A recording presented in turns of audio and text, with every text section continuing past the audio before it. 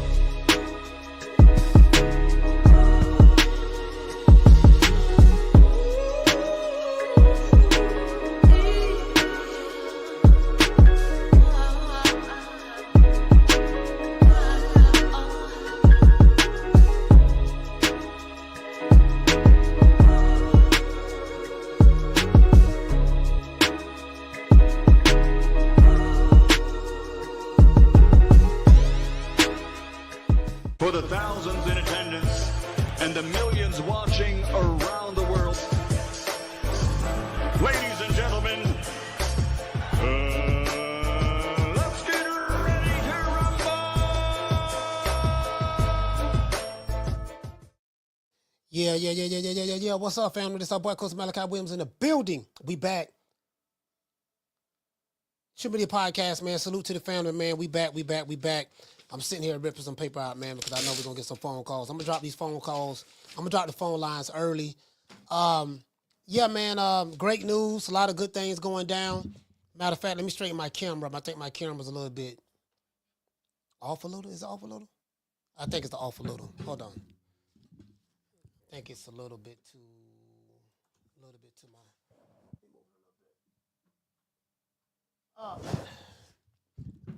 I think that's better. I think that should be better. Let's see. Yeah, it's moving. The camera's still moving a little bit, but it's cool. Salute to everybody, man. Shout out to everybody that's in the chat. You know, this our second one. We rocked out. This morning. Man, on the New Wave fight. So y'all know how we do it. Hold on. Let me see, can I readjust this camera?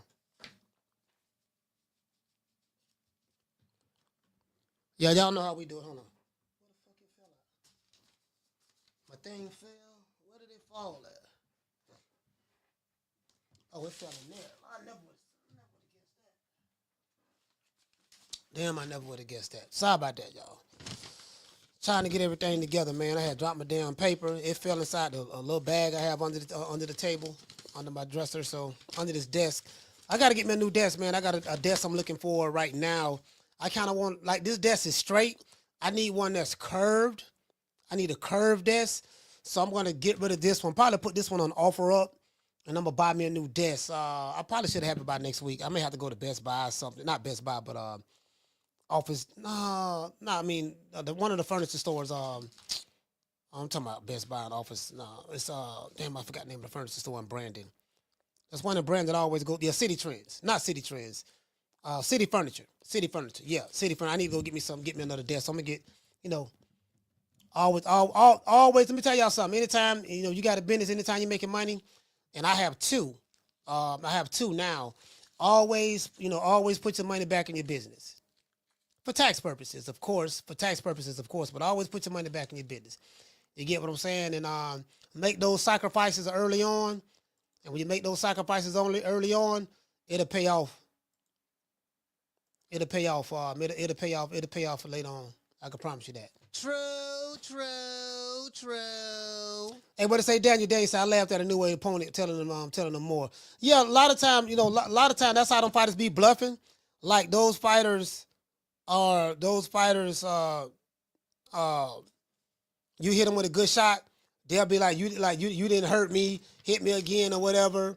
That's that Rocky Bob bullshit. You know what I mean? Like, hit me again and all that stuff there. A lot of times when the fighters say that, you didn't hurt them, you hurt them. Or yeah, hit me some more, whatever. When the fighters say that, they hurt.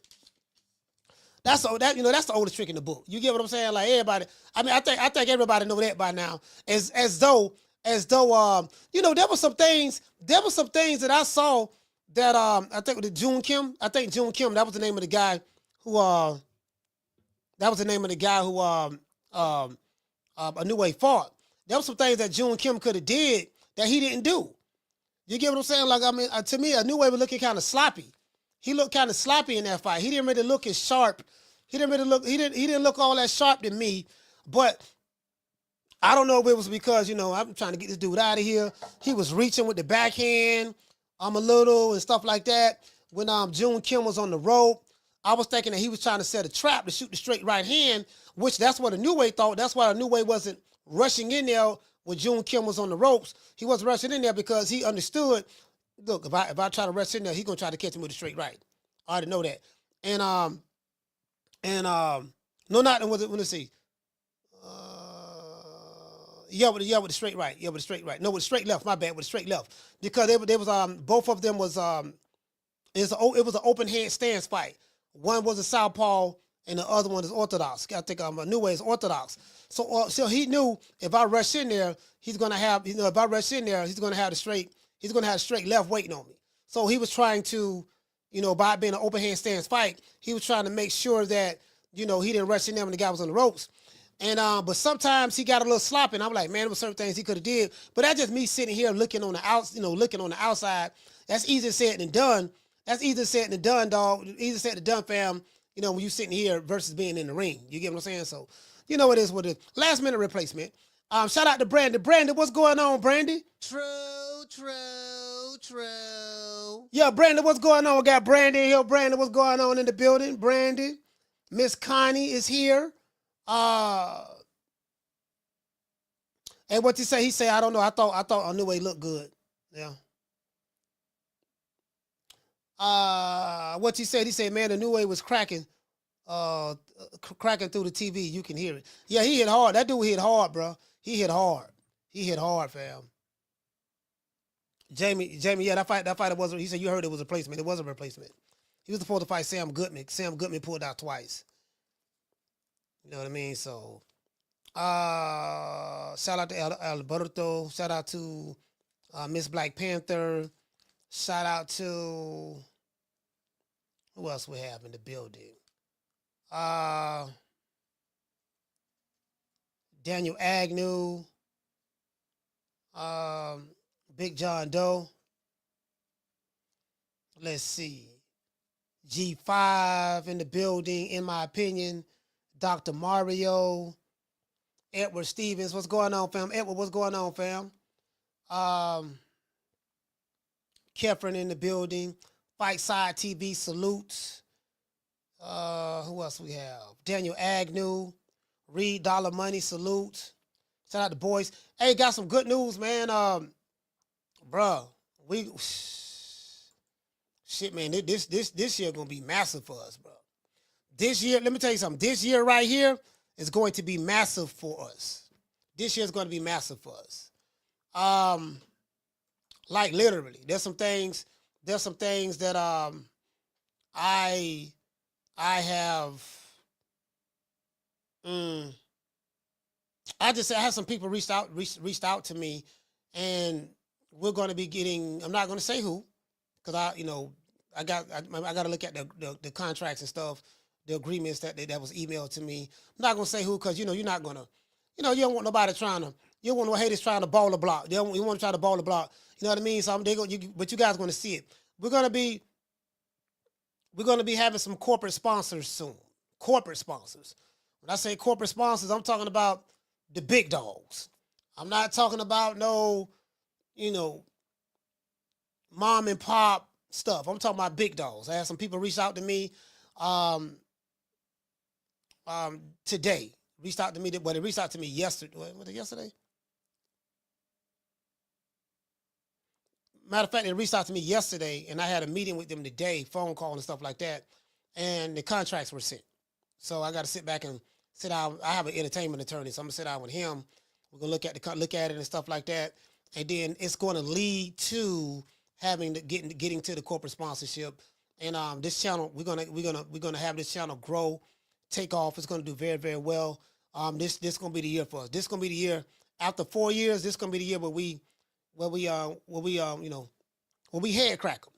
Now, I'm gonna have to become a little bit more, I can't be, you know what I mean? I got to become a little bit more, just make sure I ain't doing all that cursing and stuff and talking about nigga this and nigga that. You know what I mean? So, which I should have stopped saying that anyways. But yeah, I just gotta, just take that out and just go from there. But it's pretty much on the pop, and I just got emailed the contracts today, so it is what it is. Once we get over 100, I give everybody no, we got over 100. Let's give everybody a round of applause.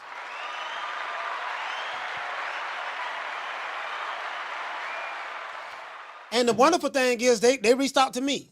That's how all of my relationships are pretty much built. People reach out to me. I don't really go out actively looking for people. I just I just do the work. People will see the work. You don't know, never know who's watching you. They'll look at your analytics or whatever. I gotta let them get into the back office and stuff like that. But that's it. They'll see the work, then they'll reach out to you. That's how it always is. Now it's a couple of people I reached out to do interviews with. I would say only two. Probably only two people. I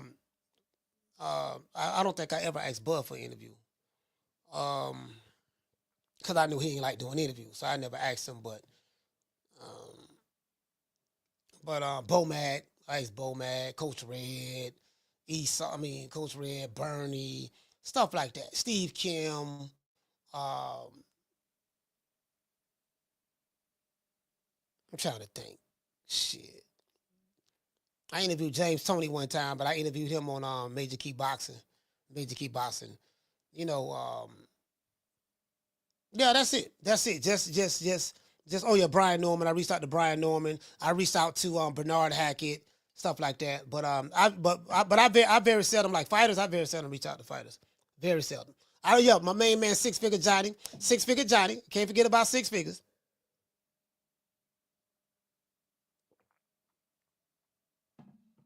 You get what I'm saying? So it is what it is. Shout out to Mr. Calderon. Salute, fam. Dropping that $2 super chat. Hey, okay. He said, "Congrats, coach. You're gonna need a swear jar, man. I be cursing so much. 74th Street. Salute, fam. Hey, okay. For becoming a member, man. Let's give him a round of applause.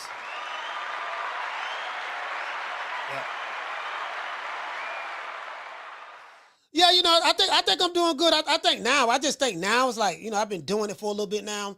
I'm just gonna be a lot calmer. Just be a lot calmer. Still talk my shit, but be a lot calmer and stuff like that. It ain't gonna be no, it ain't gonna be no, it is what it is. Hey, shout out to Wookie Wook. What's going on, fam? Yeah, man. Shout out to Wookie Wook. Salute. Hey, shout out to Malavin Bite. What did he say, fam? He say no more ratchet shit with those corporate funding. No.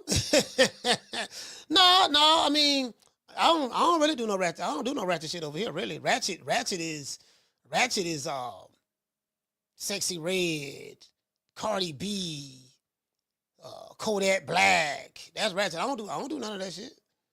I don't do none of that. As a matter of fact, I'm anti-ratchet. I be straightening. I be the one straightening the ratchet shit. I be the one exposing that dumbass shit, calling it out. Shout out to Angela. What'd he say? He said, "We still gonna get Riley at the store, buddy." So yeah, absolutely. Ain't none of that changing. Hey, Angela said, hey, Angela said, "Oh, you like that store? You like that? You like Angela? You like that store, buddy? That store, buddy." Listen, even the ladies, today tender on the Fridays too. Today here tender on the Fridays, Angela. So we know. You listen, even the ladies like the Snow Bunny love. You get what I'm saying? That song going platinum. That song going platinum in the hood. That song right there going platinum in the hood. You get what I'm saying?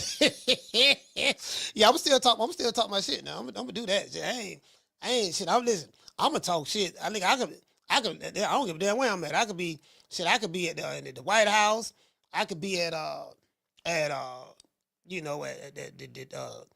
England at the King's Castle or whatever. I'm going Russia, Vladimir Putin. Shit, I'll be at at Obama's house. I don't give a damn. I'm gonna talk my shit. Now I'm gonna do that. I'm gonna do that. Motherfucker get out of line. Motherfucker get out of line. Goddamn it, they got to be checked. You know, they got to be checked. The thing. This is the problem with me. The problem with me is I don't know how to hold it. I don't know how to hold stuff in. I don't know how to hold stuff in, dog. Like that. Listen, I got that from my mom. Like it's like, you know, they tell you got to know how to hold your tongue. Sometimes you can't be speaking out on everything.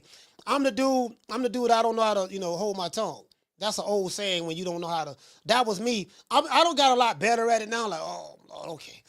Oh, all right, this nigga stepping over the line right now, boy. This is a perpetual line stepper. Okay, just go ahead and walk over here. And, you know, go smoke some weed. I've been smoking about 3 years now. Yeah, man. I was like, yeah, man, go over here, man, and cause this nigga finna get it. You get what I'm saying? Shit, you gotta check a motherfucker right there. You know, where they get out of line at, that's where you check them at. When they get out of line, that's where you check them at. You know what I mean? Because the thing is, it be eating me. It'll eat me up. It'll eat me up, bro. Like, you know, no diddy. It'll be like, man, damn, you let that motherfucker slide. Then he came out the pocket with you. He talking real slick. He talking real slick. Like, I can't do it, dog. I can't do it. I can't do it, dog. I can't do it, bro. I don't give a damn who it is.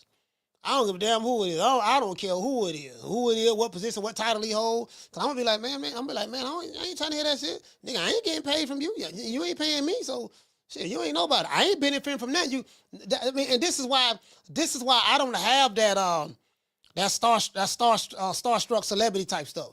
That ain't me. I'm not a male groupie. Because I look at it like this here. There's no benefit of, you know, I'm not benefiting from kissing your ass. You know, I didn't go to I don't know how to kiss no ass, so I'm not gonna benefit from that. The rent ain't gonna get, the mortgage not gonna get paid, the car notes ain't gonna get paid, you know, kids, tuition, stuff like that. Grandchildren, none of that gonna get taken care of. So I'm not the guy. I just feel good just being around someone who made it in society. Man, if I ain't making it and getting no money with you, the hell with you. True. Well, I'm just happy just to be around them. No, that ain't me, dog. That ain't me. We don't do that. We don't do that where I'm from. Well, I can't speak for nobody else, but where I'm from, where I come from, we don't do that. We don't do that. Nah, we don't do that. You know what I mean? He rich. He flying around a private jet. That's his money. I'm happy for him. I ain't benefiting from it, so that's how we is. That's how we is. You get what I'm saying? Hey, what you say, Miss Black Panther? She said, yeah, that type of stuff makes me lose sleep, Coach. Yeah, it make me lose sleep too. It makes me lose sleep too. I totally agree. I can't do it. I can't do it. I can't do it. Anyway, listen, boy, look, I told y'all, boy, I was going to talk about, I was going to talk about this Thursday, but I didn't. Boy, but I've been waiting to talk about this here, boy. Well, yesterday, Oscar Dela Hoya dropped that Clapback Thursday. We showed it already, right? Now, some people feeling some type of way about it. Bill did respond. Bill, you know, the game is at an all-time low right now, man. You know, pimping is pimping, but the game is at an all-time low. You get what I'm saying? To this day. You know, so what we got to do, we got to sit back and use discernment when it comes to dealing with certain people in certain situations. You get what I'm saying? Because by the game being at an all-time low, we got to sit back and percolate the situation and know how to marinate certain calibers within the vibrational tone of the atmosphere when it comes to the pimping. True. See, when it comes to the pimping, you get what I'm saying? You got to be show enough with the show enough. You got to make it do what it do. Or as some dudes in Baltimore say, you got to make it do what it do. You feel me? To this day. That's how they say it. They say do. You get what I'm saying? So, you know, it is what it is, man. So, you know, rich millionaires going back and forth, talking about each other, you know, living in one of the richest communities in America. Those are millionaire problems. No, that's between two millionaires who decided to voice their grievances or whatever in the public. So once you release it in the public, guess what? It's what is it, guy?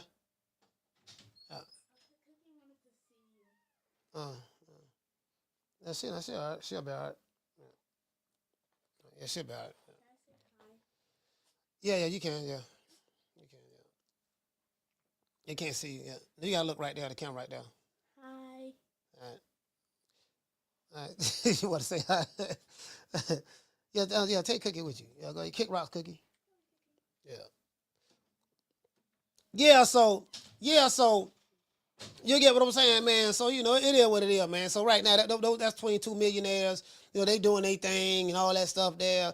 I ain't gonna lie, but the Oscar Dela Hoya clapback was serious though. It was funny. It was funny. It was real funny. And it's like, man, the man wearing underwear. I'm like, this dude, he just don't care. That's how you know. That's how you know when you have so much paper. When you just got so much paper, fam, it just hey, shout out to Nate. Nate, what's going on, Nate? That's what it is. When you got so much paper, you just don't care. Hey, shout out to Fee. Hey, shout out to Brandy. What's good? hey, Nate say, Brandy say, he hi cutie. Fee said, he cute. Yeah, he ain't nothing like, little Malachi, little Kai.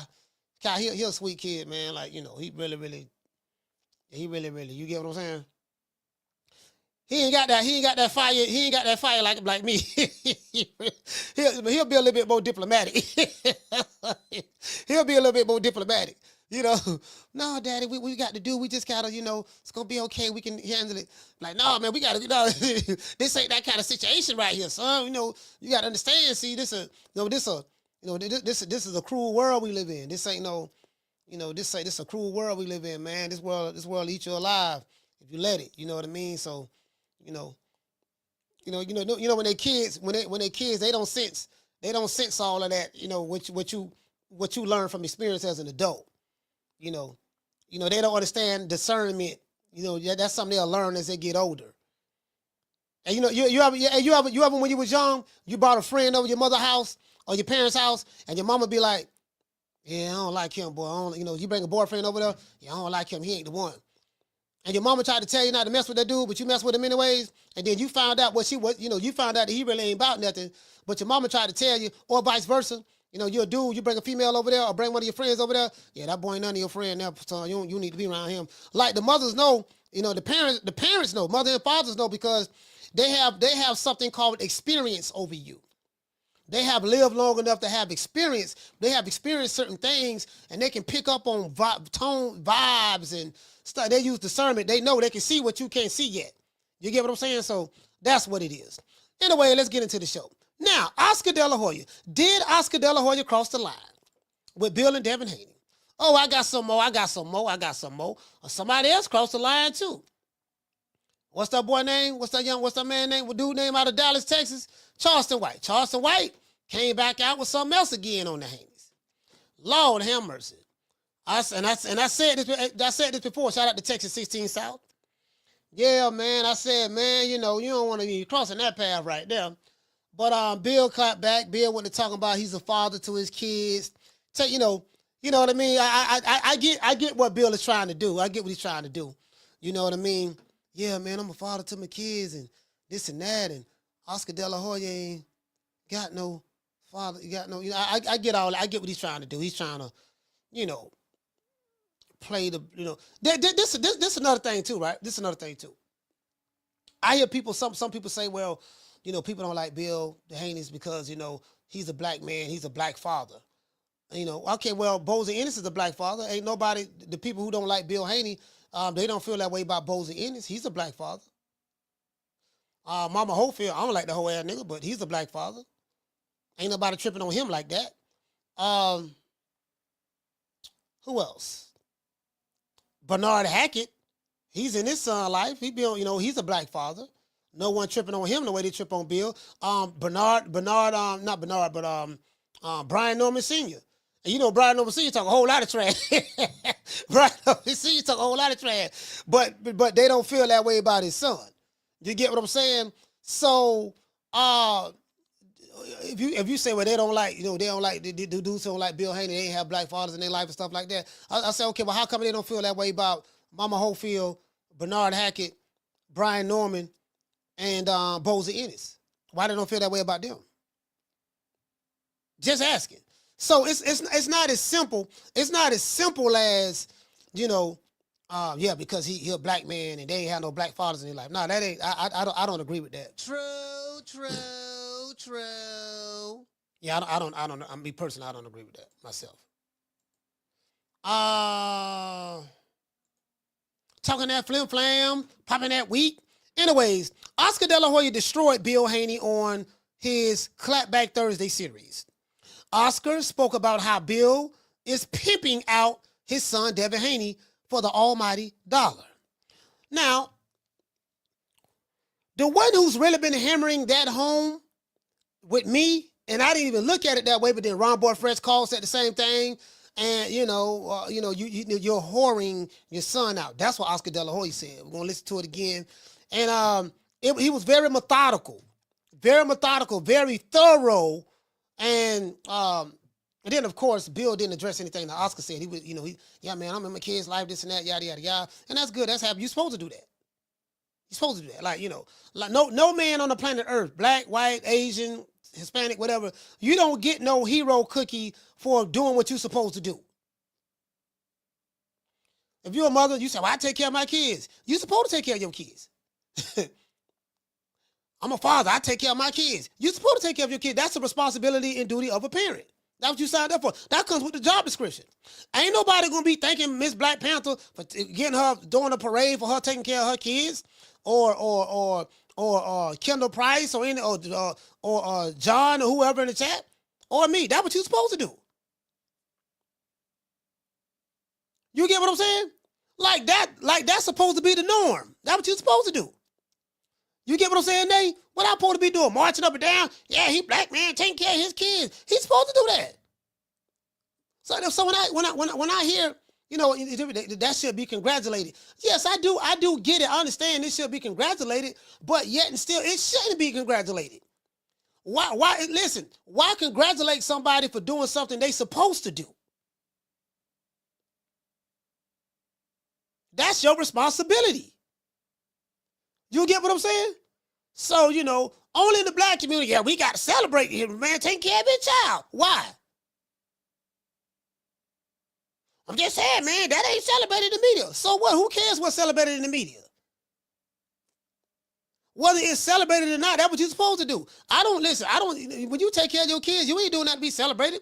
Well, they only focus on the negative stuff. Well, they supposed to focus on the negative stuff. That's what the media do. The media job is to focus on all the negative stuff. Their job is to keep you in the bad mood.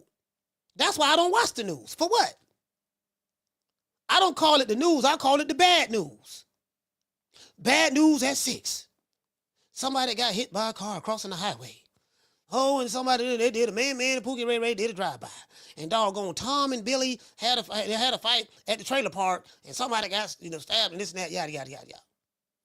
Tune in to 10 o'clock, more bad news at 10 o'clock. So you got the 6 o'clock bad morning news. You got the 10 o'clock bad morning news. Oh, we got the 12 o'clock. Y'all come back at 12 now. We got some more bad news to tell you. Come back at 3. We got the 3 o'clock news. Remember the bad news we told you at 6, at 10, and at 12? Well, guess what? We're going to recap that and tell you some more bad news that happened between 12 and 3. True. Oh yeah, come back to at 6 o'clock. We got some more bad news at 6. And then if you want to go to your favorite bad news channels like the CNN and MSDNCs or the Foxes or whatever the case may be, guess what? You're going to hear bad news 24 hours on cable. 24 hours. And I'm like, if everything's so bad, how come you ain't worried? Because you sitting there on this, you listen, I used to always ask myself this here. Okay, you're a reporter. You telling me how bad it is, doom and gloom, everybody should be sad, but yet you're showing up to work every day with your suit on, looking in the camera, making millions of dollars to peddle me propagandize a script, bad news. If you like somebody, you'll talk good about them. If you don't like them, you'll talk bad about them based on what the bosses say. I said, okay, well, how come you ain't worried? How come you ain't being affected? You making all this money. I always ask myself that question. I don't see you stressed out. You still making your $10 million a year. I see that. You get what I'm saying? True. Hey, he tried to get me to be, yeah, man, it's messed up, man. Our country hurting. Yeah, but you still living in your high society with your millionaire friends. I don't see you ain't getting affected by it. Why you trying to push it on me? Yeah, I don't even look at it. I don't look at it. Anyways.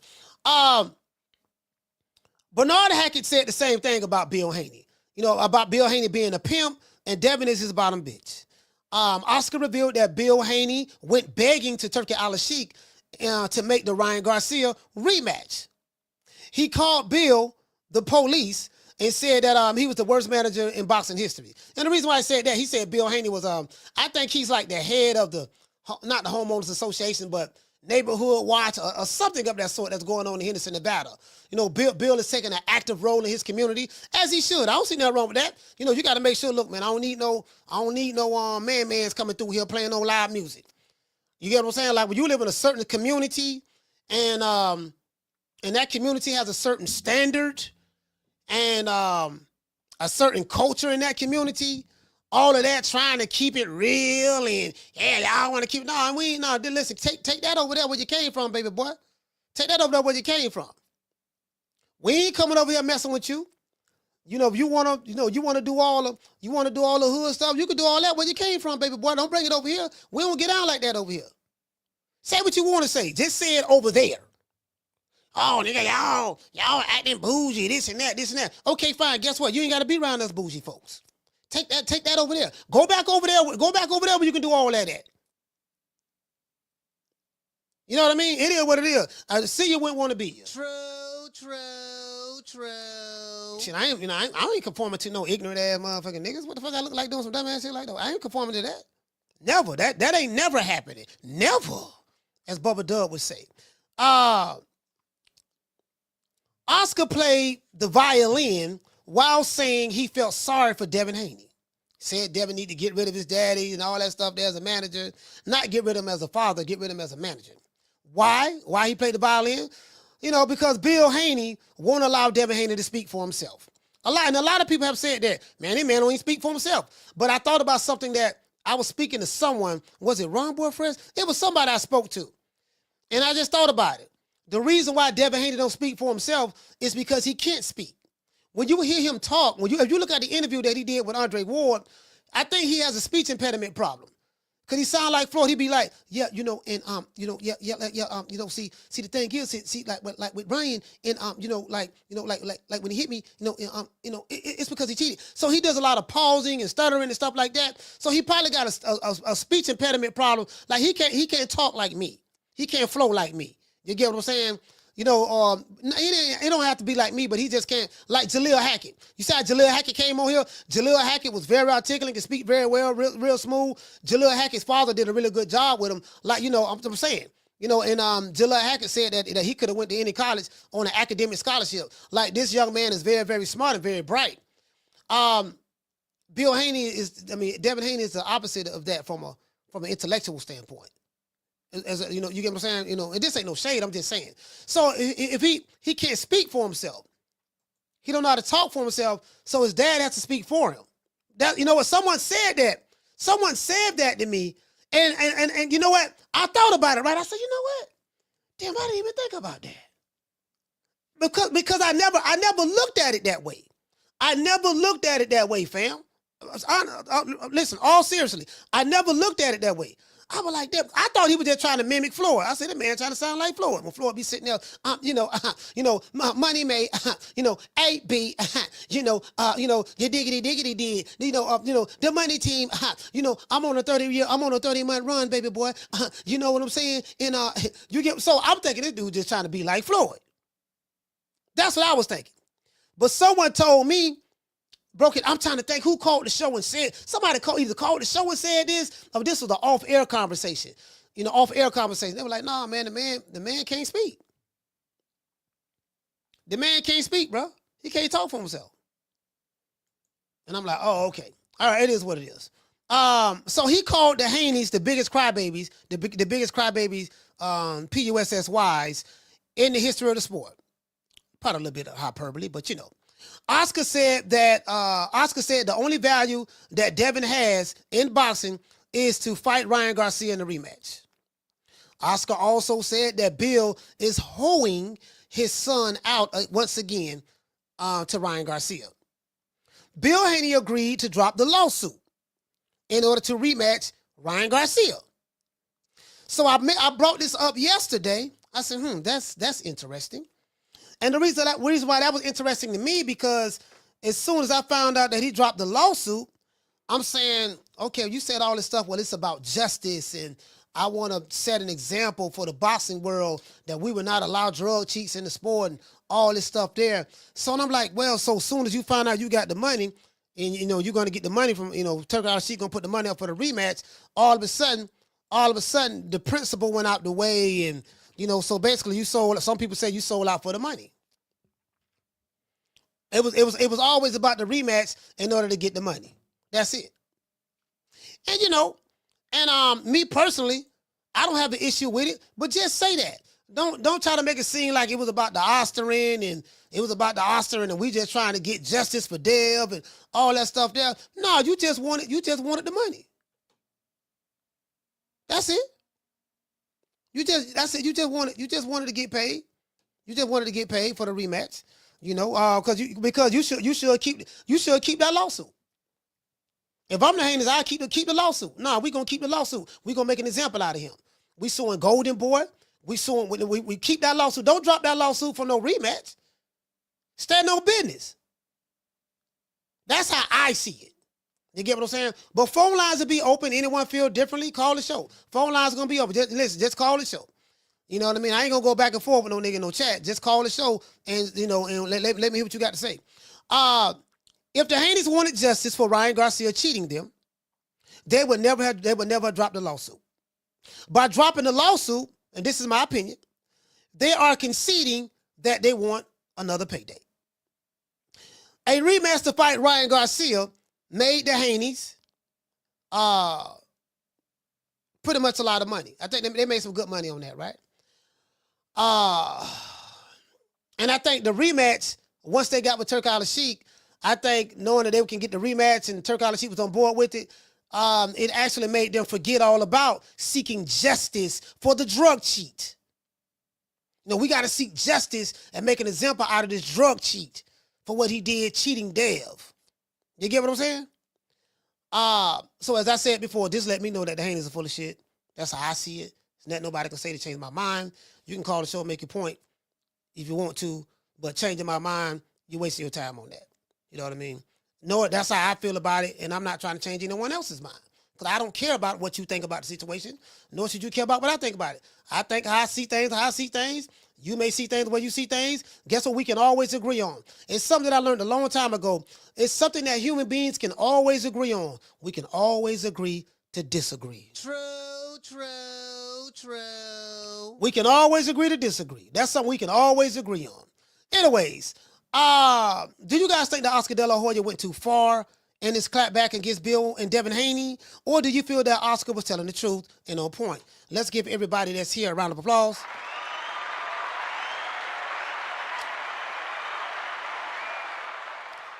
And let's hear what Oscar has to say again. I played it yesterday, but I was like, I had a couple of dudes hit me up. Man, Oscar, man, because some dudes feel some type of way. They feel like, man, Oscar Dela Hoya, they don't like Oscar Dela Hoya, this and that. And that's fine. You can like who you want to like or don't like who you don't want to like. You have a right to feel that way.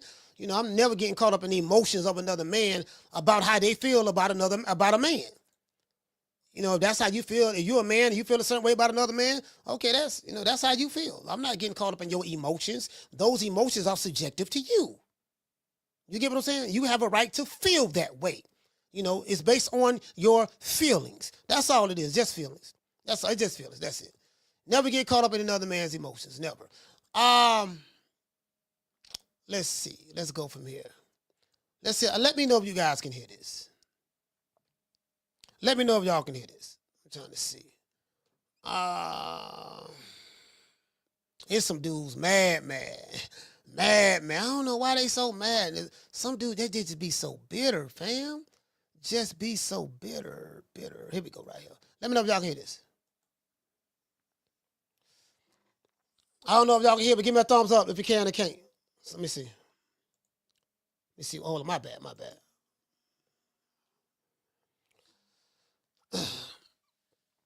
Hey, what'd he say? Yeah, Turki put Devin on the undercard. Yeah, he put him on the undercard.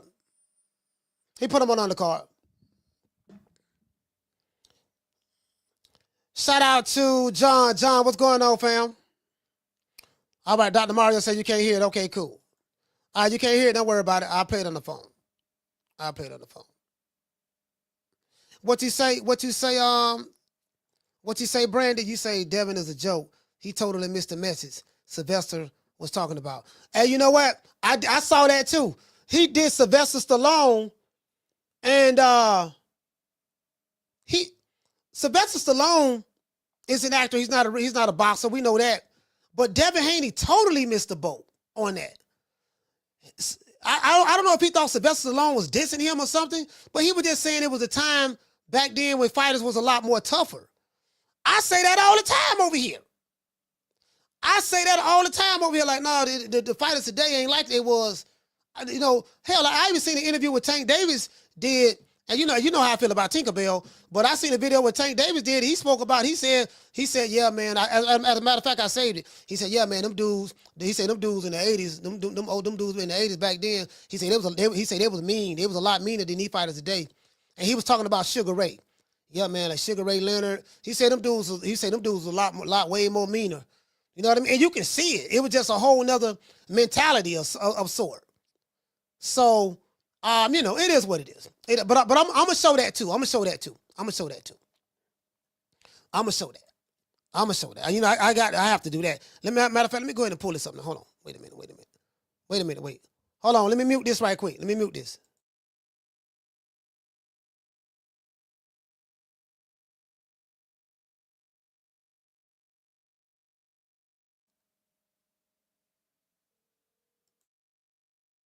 Y'all give me a minute.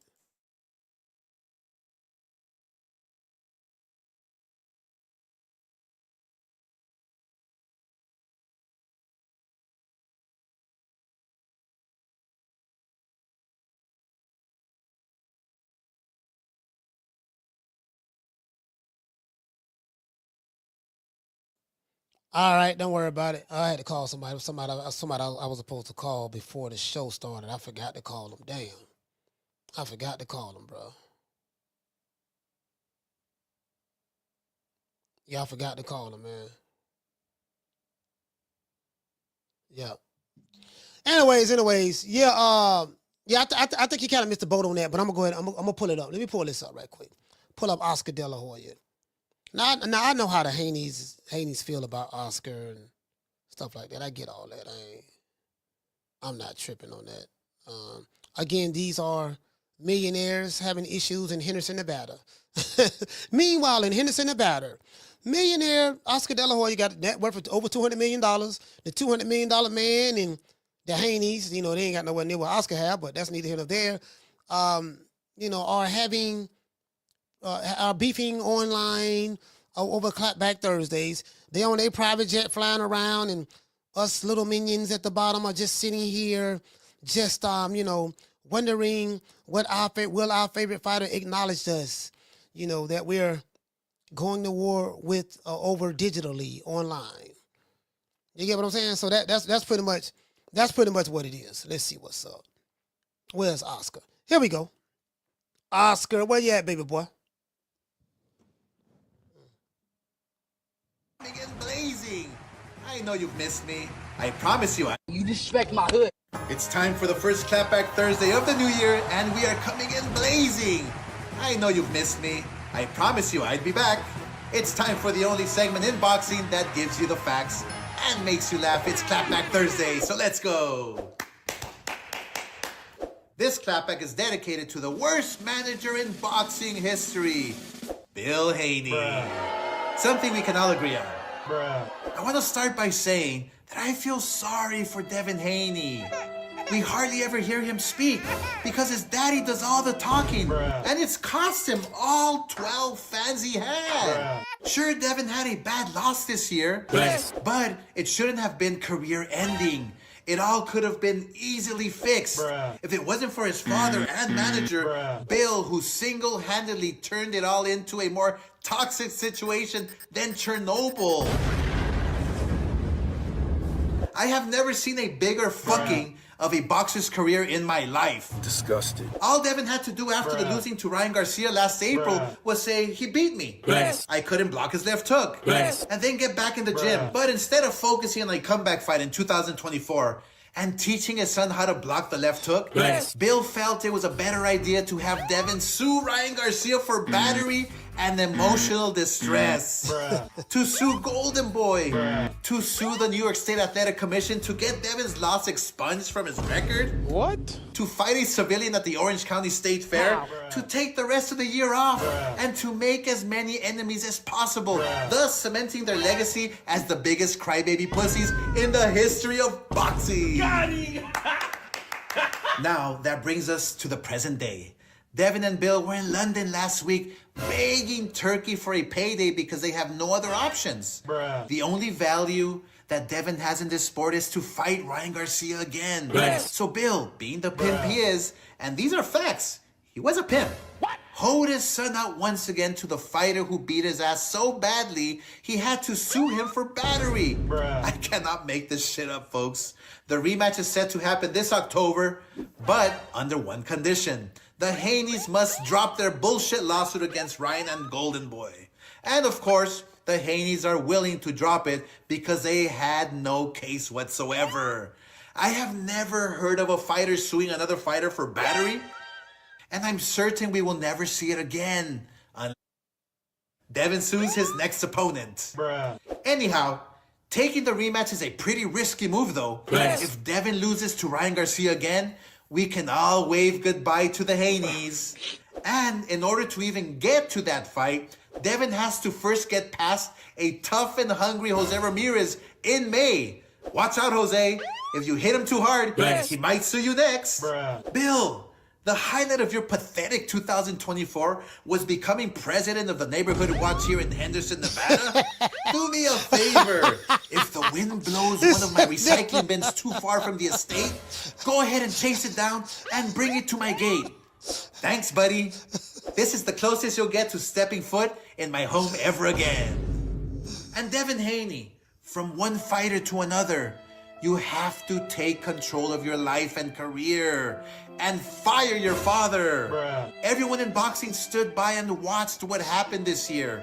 A year in which you were supposed to shine. You are now a punchline. Everyone sees he's the problem. Hell, he didn't even stop the fight against Ryan Garcia when your jaw was broken and you were on the canvas. I hope you can come to your senses and decide to save yourself and part ways with your current management before it's truly too late. Sadly, it might be already. Oh, and Canelo, you just signed a huge 3-fight deal. Does that mean you'll be fighting David Benavidez and you'll give the fight fans what they've been asking for? Of course not. Fuck you. I got it, babe. Hey, bro. It's time for the first. Hey, Oscar, hey, listen. Hey, you know what I like about Chicanos? Hey, bro, when they talk, they sound like they singing. You know what I mean? Hey, Canelo, and Bill Haney, I'm your daddy. And Devin Haney, Bill, you sued Ryan Garcia for battery and emotional distress. You get what I'm, hey, bro, like when I go to LA, when you listen to the answer, it sounds like they just singing, dog. Like, just a whole conversation, like where the mariachi band at? You get what I'm saying? It's just funny the way they speak. It's very funny the way they speak to me. I don't think the Haneys should drop the lawsuit myself. I don't think the Haneys should drop the lawsuit. You gotta stand on business with this here. You gotta stand on business with the lawsuit. You gotta say, no, I'm not dropping it. You cheated me. We gotta take it to the Supreme Court. We will, but listen, they can't. They shouldn't drop the lawsuit. They should say, you know what? We gonna stand on business. They have to stand on business with this lawsuit.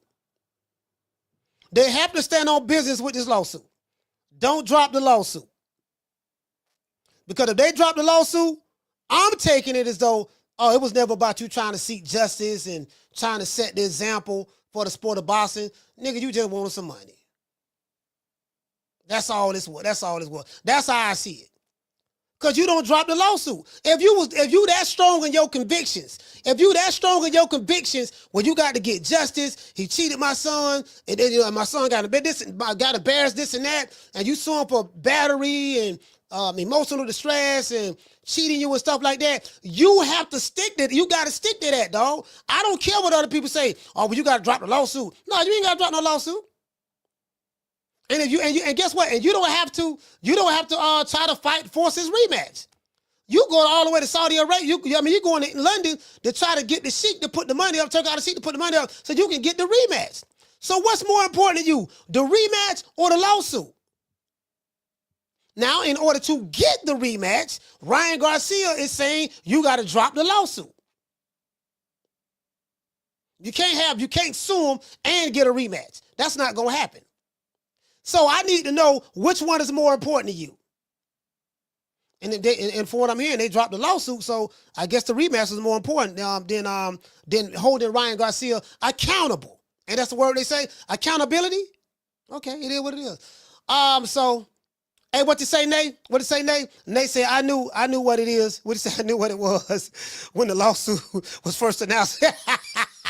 They said, I knew what it was. Yeah, I knew what it was when the lawsuit first announced. People know that. You get what I'm saying? We know what it was about. This was the end game. This was the play the whole time. This was the play the whole time.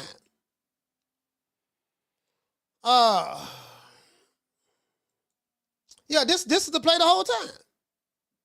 So I mean that's the way I see it. That's the way I'm looking at it. Unless somebody can prove me wrong, this is the play the whole time. And again, if this was the play, I'm not knocking it. You made a business decision.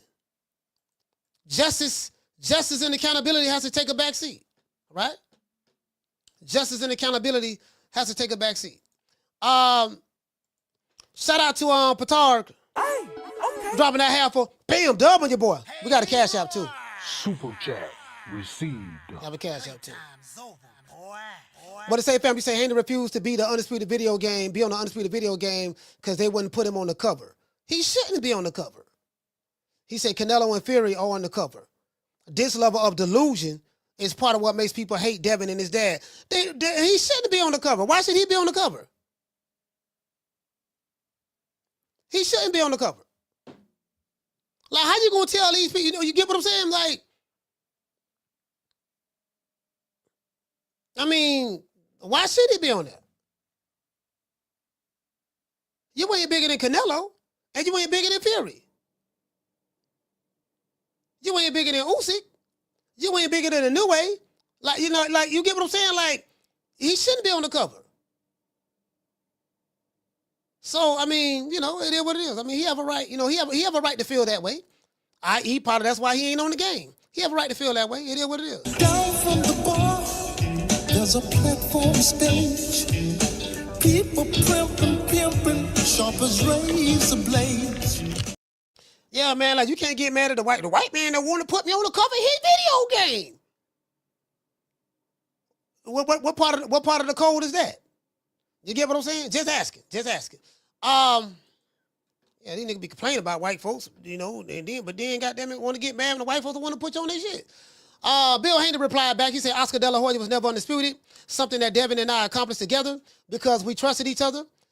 I'm the 2023 Manager of the Year because I believed in my son and he believed in me. That's something that Oscar Dela Hoya never had with his father, and it shows in how he treats his own kids. I don't know anything about Oscar Dela Hoya and his kids, so he said no. I don't want to come over to your house. Oscar, keep the house, but lost everything. He said Oscar kept the house, but lost everything in his kids, his trust, and his legacy as a father. He's got 3 kids who won't step foot in his house. I don't know nothing about that. And to be honest, I can't confirm this. That's what he's saying. And 3 who can't, including his 11-year-old daughter, Victoria, who deserves better. Meanwhile, Sean and my 10-year-old daughter, like, why is he bringing up all of this, though? Like, what this got to do with Clapback? I can see maybe the first part, but what does it got to do with anything? He said, meanwhile, Sean and my 10-year-old daughter, Bella, are thriving. Both A student and tennis standouts living under my roof with love and support, as they should. So Oscar, before calling us crybaby bitches, remember your kids who are crying for their fathers for real. This is the thing, right? This is the thing with Bill Haney that people don't like. Bill will say some shit, and this message can be interpreted as, you see, Bill, that's why real men stand on stuff and this and that, and yada, yada, yada, and that's what fathers do and this and that. And I'm like, okay, your kids are A students. That's great. Your kids are living under your roof, as they should. Like, these are things that you are supposed to do. But then Bill will go around and do some nigga shit. You'll see him on Ace Money Channel. You'll see him, snorting coke on Mill City. Well, they don't have to show him snorting the coke, but so him putting his head down and doing that and stuff like that. And, he get involved in all kind of niggery online, but then he'll switch over and like his followers, they just ignore all of that. That's what I don't get. Like, they ignore all of that and they pick and choose to have straw man arguments. Bill is always on the up and up. He's not always on the up and up. He's not. He's a bullshitter. He's a bullshitter. I ain't going by what some niggas saying on YouTube. I'm going by my experience, but he's a bullshitter. That's what he is. So, but, should he get credit and praise for taking care of his kids? No man should get credit and praise for taking care of their kids. I don't believe in no man getting credit and praise for doing some shit you're supposed to do. It's the duty of a father to take care of your children and your family. That's your job. It's the duty of a mother to take care of her family and her children. That's her job. Did you get what I'm saying? So that's how I see that. As related to Oscar Dela Hoya kids, I don't know nothing about his kids. So I don't know what Bill's saying is true or not. I don't know. Bill will probably know more about that because both of them live in Henderson, Nevada. So he'll probably know more about that. I don't know. What I do know is, when your kids get older, they're going to make their own decisions, do what they want to do. I do know that. So ain't nothing you can do about that. When your kids get grown, they're going to do what the hell they want to do. The only thing you can do as a parent is just hope that they follow the right, they follow the right path that you tried to lay for them or whatever. That's all you can do as a parent. But other than that, that's it. So, and what you say, El Harvey, you said, I didn't know Oscar had kids. Shout out to Falcon. Salute, fam. Shout out to Miss Connie. Shout out to Rock Bottom. He said, did Oscar question Bill's fathering abilities? No, he didn't. That's what kind of threw me off. I don't know, like what did that have to do with the clapback? He never even said anything about, Devin, you need to get rid of your dad. He just said get rid of your manager, which is Bill Haney. That's it. Like the people who defend Haney's, they feel that, yeah, man, y'all are talking bad about, y'all want him to get rid of his dad. No one is ever telling you to stop being the father to your kids. No one is ever saying that. You get what I'm saying? So, yeah, I don't know. It is what it is. He gonna have to come better than that, though. You got to come better than that. What to say, Dr. Tony? You say, Coach, you just rested my case. Bill not paying for those tennis lessons. Devin is, and his dad is hustling them. A lot of people saying that. A lot of people saying that. A lot of people saying that. He's a pimp. He was a pimp in Oakland. He pimp. A lot of people saying that. So, it is what it is. I'm gonna drop these phone lines. I'm anxious to hear what the phone calls are going to be. Very anxious to hear. But it was something else I wanted to show. Because I've been receiving a lot of DMs today. Let's see. A lot of DMs today on Instagram. Okay, yeah. Listen. Check this out. I want to pivot a little bit. Y'all see that, Floyd is in Vegas. Terrence Crawford is in Vegas because, his brother, So Cold Steve Nelson, is fighting Pacheco tomorrow. We going live for that fight. Pacheco versus Nelson. We going live for that fight. Team Benavidez versus Team Crawford, Bomac and all them there, right? So we going live for that fight. So we did a show on that yesterday. We going to be going live for that. Y'all be here. But yeah, so Like, look, I want to show y'all this here, right? I want to show y'all this here.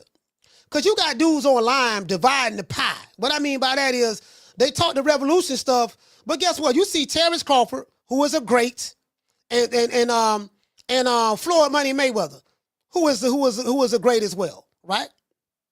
Floyd and Bud get along with each other, that's fine. No issues, right? But online, you will have dudes. Hold on, I want to show y'all something. I gotta show y'all this here.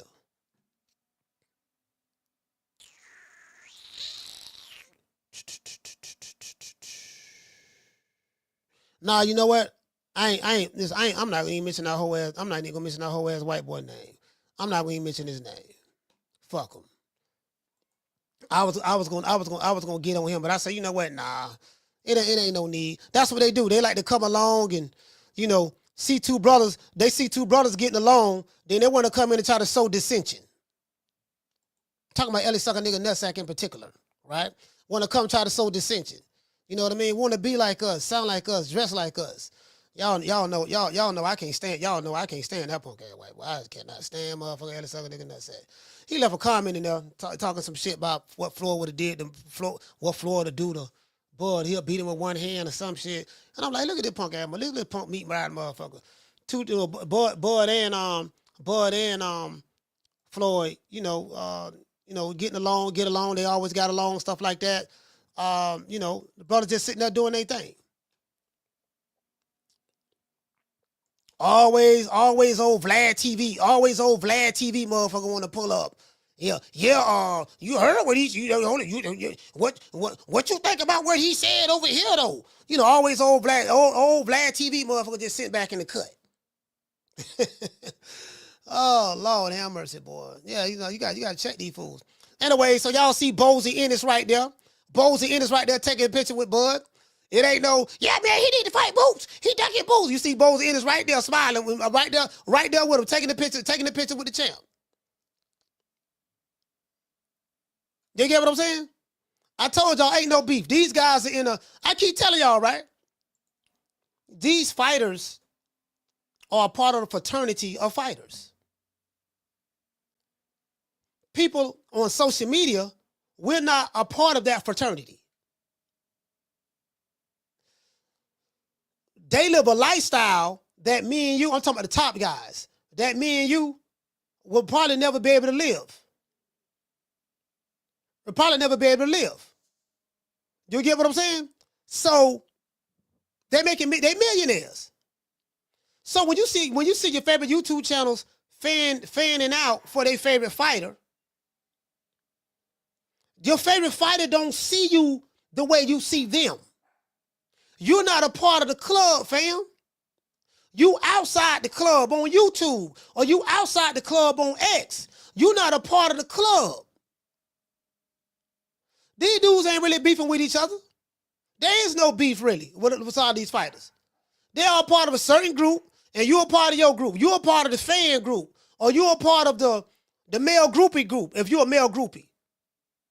You're not a part of the fighter group. No matter how much you love this fighter digitally, you're not a part of that group. So how I do things, I always keep that in the front of my mind. Yeah, that's my favorite fighter. I like him, but I do understand I'm not going to overstep my boundaries. I'm not going to overstep my boundaries. I do know that I'm not him. Just because I get a chance to be around a certain fighter or whatever the case may be, understand that I'm not a part of that fighter's family. I'm not a part of his team. And I'm not going to overstep my boundaries to think that. Some people feel like because they interview a fighter or they interview a father that they are now a part of that team because I got the interview. No, you're not a part of that team. No matter how much you hate the fighter or like the fighter or ride for the fighter, you're not a part of that. You just a nigga on YouTube behind an avatar with an opinion. That's it.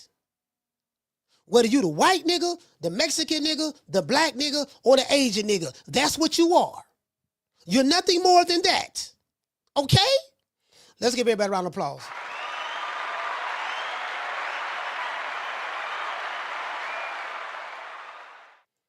That's it. Somebody, that's it. That's all it is. Before we get into the show, shout out to Six Figure Johnny. Well, I guess I gotta be like everybody else and thank Al Heyman. I can quit my job now, baby. 6 figures, baby. You feel me? But a name. Do you have a name? Oh, nah, I ain't got no name, Name them names, man. They know who they is. Name them names, please. The names need to be named. They know who they is. The Mexican Monster. Hey, man, Ali, what's up, brother? Man, shout out to Ali, man. R.I.P. to Rock, man. R.I.P. to Rock. R.I.P. to Kareem. It is what it, man. Shout out to my brother Ali, man. ATL stand up. I know it's cold.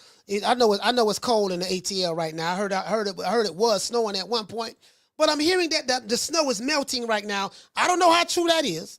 But I'm hearing that, I could have heard some wrong information though. Now, I am the number one contender. I'm tired of James the Poodle, Grim Reaper, whatever you want to call himself, ducking me. All right, I'm tired of man driving around town in 8 Rolls Royces. He ain't fought nobody. I'm still in a bro-hand. Hey, what did say? NPR say that brother coach despise Ellie. Yes, I do. With a passion. With a passion. Facts. Those are the facts. I cannot deny that. I accept it wholeheartedly. You get what I'm saying? No Diddy. Anyways. Ron say coach taking shots at Ness.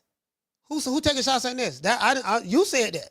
Ron O'Neal say coach taking shots at Ness. No, that's what you're saying, sir. Me and Ness, all right. Why would I take shots at Ness? That's what you're saying. You said that, not me. You're projecting. Shout out to DT. Hey, okay. For dropping that quarter of a bam dub on your boy. Hey, Leroy. Super chat received. Playtime's over, boy. What to say, DT? You say, does Bill want the rematch or Dev? That's a good question.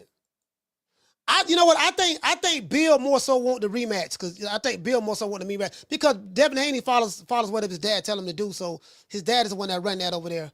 So I think I would say more so. If you ask me my opinion, I don't have any proof of this, but my opinion, I would say Bill probably wanted more so than Devin. Down from the bar, there's a platform stage. People pimping, sharp as razor blades. You get what I'm saying? So, I would say that. I would say probably Bill probably wanted more so than Dale. Because Bill is the one that filed the lawsuit. Anything that goes on with Dev is Bill. It's because of Bill. You get what I'm saying? So, it is what it is. Shout out to the face of boxing. Hey. Yeah. Oh, that look good.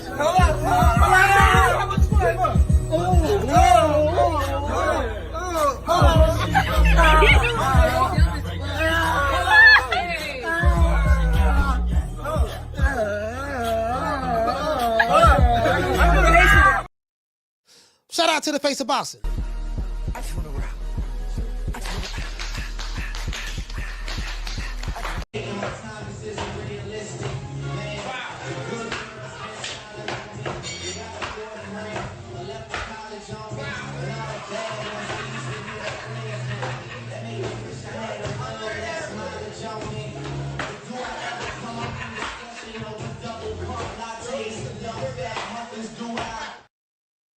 Yeah, man, it is what it is. We're getting ready to drop these phone lines, but before we do, let's hit the ladies and gentlemen with a little bit of Snow Bunny love. See her eyes shining, she's my Snow Bunny, please. In the winter lights, so she's my sweet dust of peace. Talk to my nose, this love, but sky is so raw. Make you move, stepping out, grip out of control. It's me against the light, Snow Bunny, moving on the bar. Everything's alright, got that smooth soul feel. No, that's next to the law. With my Snow Bunny love, been party about the night. See her eyes shining, she's my Snow Bunny, please. In the winter lights, so she's my sweet dust of peace. Talk to my nose, this love, but sky is so raw. Make you move, stepping out, grip out of control. It's me against the light, Snow Bunny. Everything's alright, got that smooth soul feel. No, that's next to the law. With my Snow Bunny love, been party about the night. See her eyes shining, she's my Snow Bunny, please. In the winter lights, so she's my sweet dust of peace. Talk to my nose, this love, but sky is so raw. Make you move, stepping out, grip out of control. It's me against the light, Snow Bunny, moving on the bar. Everything's alright, got that smooth soul feel. No, that's next to the law. With my Snow Bunny love, been party about the night. Hey, man, we we get ready to drop these phone lines, man. Phone lines over, man. Do you guys feel that Oscar Dela Hoya crossed the line with the Haneys, with Bill and Devin Haney? Do you feel he crossed the line, or do you feel he was right in his act? However you feel, these feelings are subjective to you. Again, Coach Malachi don't feel any other way about your feelings. They are you internalize your feelings the way you internalize them. But before I drop the phone lines, I got to give a shout out to our sponsor. Today's show is sponsored by Foster's Barbershop. If you're ever in the city of Tampa, go by Foster's Barbershop right there, 1923 Main Street, West Tampa, Florida. Go there to let them know that, hey, man, look here, man, the coach Malachi, just say the coach sent me by here, man.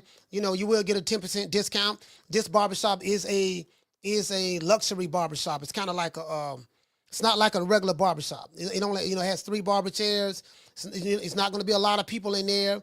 They don't do walk-ins. You can't just walk in there. You have to make the appointment, and it's beautiful. It's like a damn, man, I can't even describe it, bro. I can't even describe it. It's really, really nice, fam. It's really, really nice. Really, really nice barbershop, bro. So it is what it is, man. Y'all go by Foster's Barbershop, 1923 West Main Street, West Tampa, Florida. Let them know the coach sent you. Today's show was sponsored by Foster's. R.I.P. to Foster, man. R.I.P. to Foster. Phone lines open. You want to talk some shit? Call me. Start some shit, bitch. Sup, fool? You gonna talk shit about me, homie? Where you from? Hundreds of niggas is waiting for your motherfucking call, and they all talking shit about you right now. Call the coach at 530-494-9636. We waiting on your bitch ass. Hey, man, salute everybody, man. Phone lines open, man, 530-494-9636. The coach is here. Y'all know me, man. I'm here. Anybody can call. Anybody can call. You can call. It is what it is. Shout out to SP. SP got beats in the building. Texas 16 South. Who else we have? Hold on. Sorry, hold on.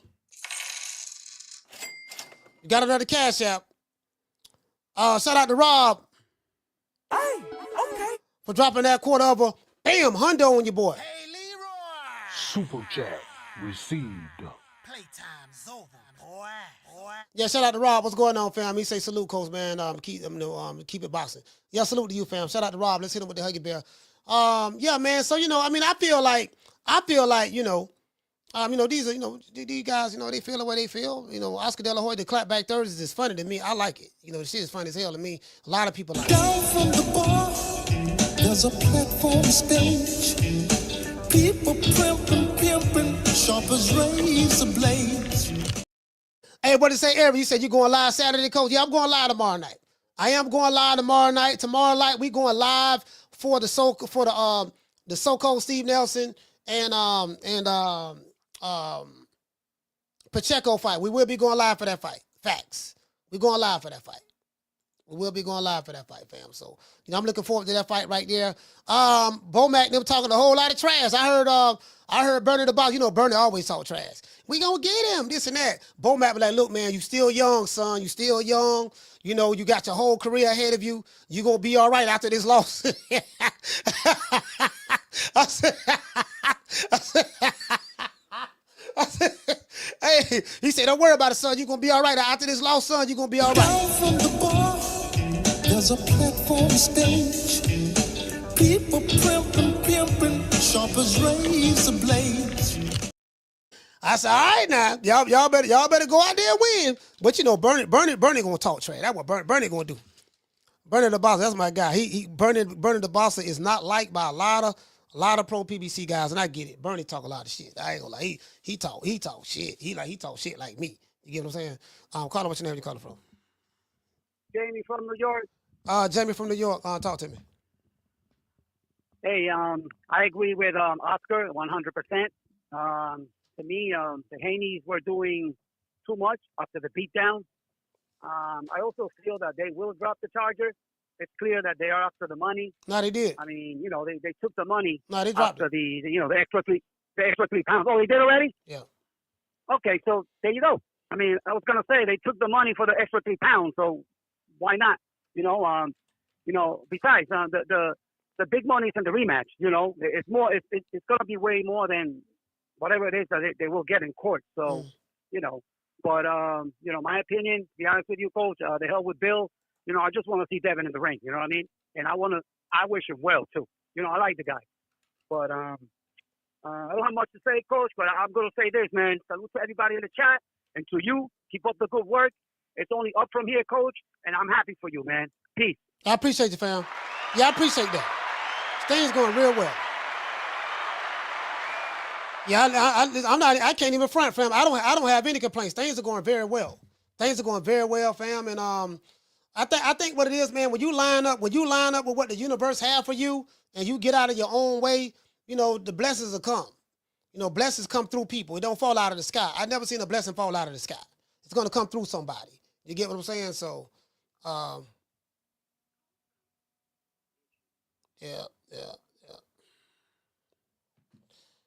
Carla, what's your name? Where you calling from? What's up, Coach? It's Mitchell. How you doing today? Mitchell. Talk to me, fam. Where you calling from? Chicago. Chi-Town. Talk to me. Yeah, I don't know how accurate that is, Coach. I don't believe that they dropped the lawsuit because I thought everything was contingent upon as far as Ryan boxing, he has to prove to the New York State Athletic Commission that he's a clean boxer. Yeah, so but what I got to do with the lawsuit though? Because Ryan can't box until he proves that he's clean. I don't think it'll make any sense for the Haney to drop a lawsuit and they don't even know if he'll be clean to fight because he hasn't proven anything yet. So how are they? So explain this to me. If they fight in New York, which I don't think this fight is gonna. Matter of fact, I think when they fight, I don't know it's when they fight Devin Haney and Ryan Garcia, will they be fighting in New York? I'm hearing that it's supposed to be in October. So I don't know if that fight is going to happen in New York, but let's say they fight in Vegas. New York can't tell Ryan Garcia he can't fight in Vegas. They can't do that. They don't have that jurisdiction like that. That's one. But two, in order for Devin Haney to get the rematch with Ryan Garcia, it's contingent upon him dropping the lawsuit. So there's no way he's going to get a rematch without dropping a lawsuit. That's not going to happen. Oh yeah, for sure. I'm with you on that. It has to be dropped, but from the information they put out, doesn't Ryan have to sign up for VADA and 24/7, 365 testing also? Yeah, but that ain't got nothing to do with the lawsuit. That's what I'm trying to tell you. That don't have anything to do with the lawsuit. So what I'm saying is, you know, what you're saying is the only way Ryan Garcia can fight, he's going to have to sign up for VADA 365. I don't know what he got worked out with Turki Alashihk. If he's going to fight on Turki Alashihk's card, then Turki Alashihk probably told him, yeah, we got to get on. You got to sign up for VADA. And whatever they worked out with Turki Alashihk, that's with Turki Alashihk. You're probably right about that. But what I'm saying is, for them to get this rematch, it doesn't make sense. You're going to sue me, and then I'm going to give you a rematch. I just don't see that happening, fam. I don't see that happening. Yeah. Yeah, I respect where you coming from. I see your point of view. But that's just like, I don't know, I look at it like this. If somebody, like he's already, VADA proved that he cheated or he went against. Yeah, he cheated. Yeah. So to me, it wouldn't make sense to, let him have the say so in that. If I'm the one that's trying to seek damages, I wouldn't just drop my lawsuit because of word of mouth of a cheater. You know what I'm saying? Because if you got me once, you can get me twice. That's just how I looked at it. Yeah, I get exactly what you're saying. That's what I'm saying. I'm like, okay, well, this guy cheated you. So they supposed to stand on business. No, you know what? Yeah. You know, I'm gonna make an example out of you by suing you. They supposed to stand on business. The thing is, this what you got to do, right? You got to weigh which one you want more. Do you want justice for the drug cheat, or do you want the rematch? Because you can't have both. You can't get justice for the drug cheat and get the rematch. Because why would the drug cheat reward you with fighting you again? So now, even though the drug cheat, he's going to make some good money fighting with Turki Alashihk and stuff like that. So I just don't see it. It's not going to be. I don't see both. It's going to be, if you want to fight me, you got to drop the lawsuit. That's the only way. That's the only logical thing that I can see happen. I'm just saying for me. Yeah, I definitely agree. It has to be is dropped. I guess just the way it's not that transparency. It's not that transparent. I guess the transparency will come out later down the line. But I ain't gonna hold you up. And congratulations to your success, coach, and keep doing your thing, man. Yeah, salute, fam. Thank you, brother.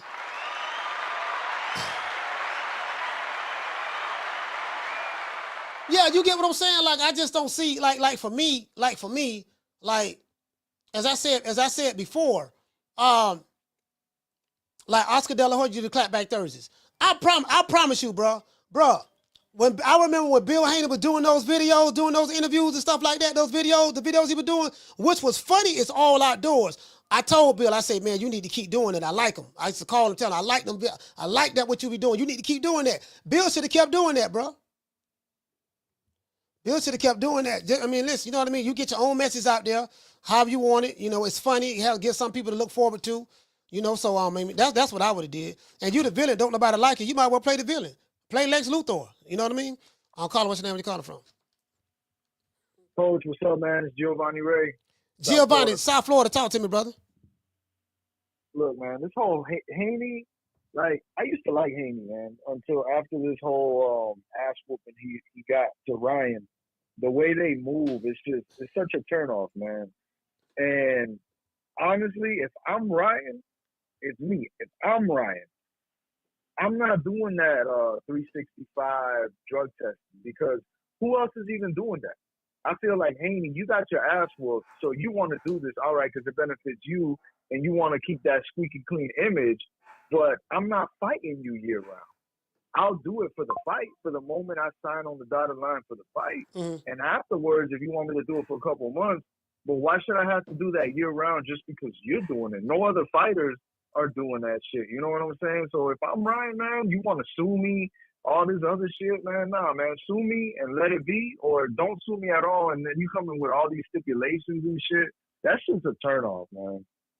But you got to understand though, like Ryan Garcia. Sorry about that, fam. Hold on, I got the video you hearing. I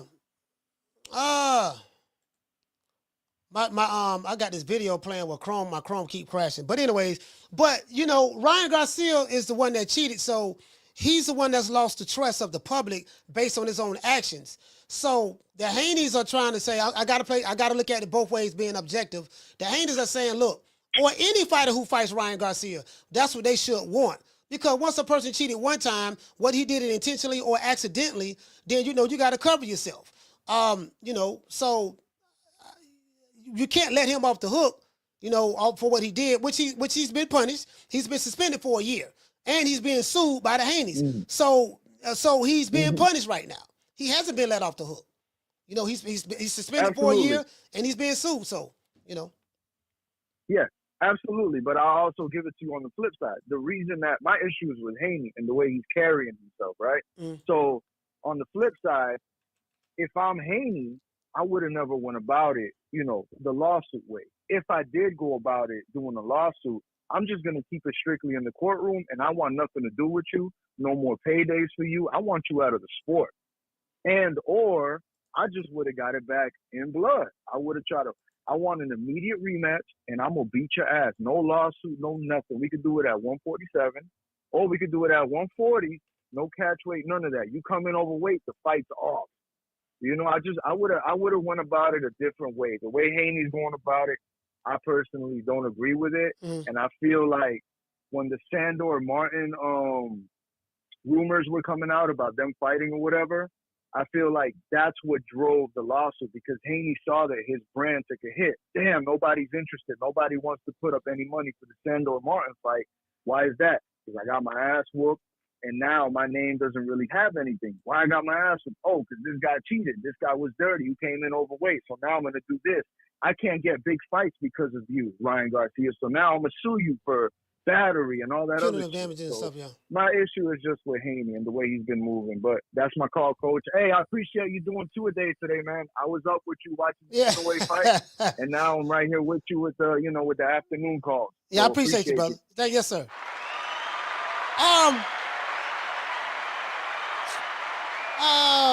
I mean, I told you guys before, when the Haney sued Ryan Garcia, I didn't have a problem with the lawsuit. I'm on record saying that. I didn't have a problem with the lawsuit. I had a problem with the battery. I did have a problem with the battery. I ain't gonna lie, the battery, all right, the battery was crazy. You know what I mean? But the actual lawsuit, the merits of it, I didn't have an issue with it. Now, you can't talk about the weight. Devin Haney and them, the Haneys took the money for the weight. Once you agreed to take a payment from Ryan Garcia for missing weight, you can't bring that up no more and say, yeah, he missed weight. Yeah, but you got paid for it. So you have to always follow he missed weight with, yeah, but I got paid for him missing weight. You can't miss that.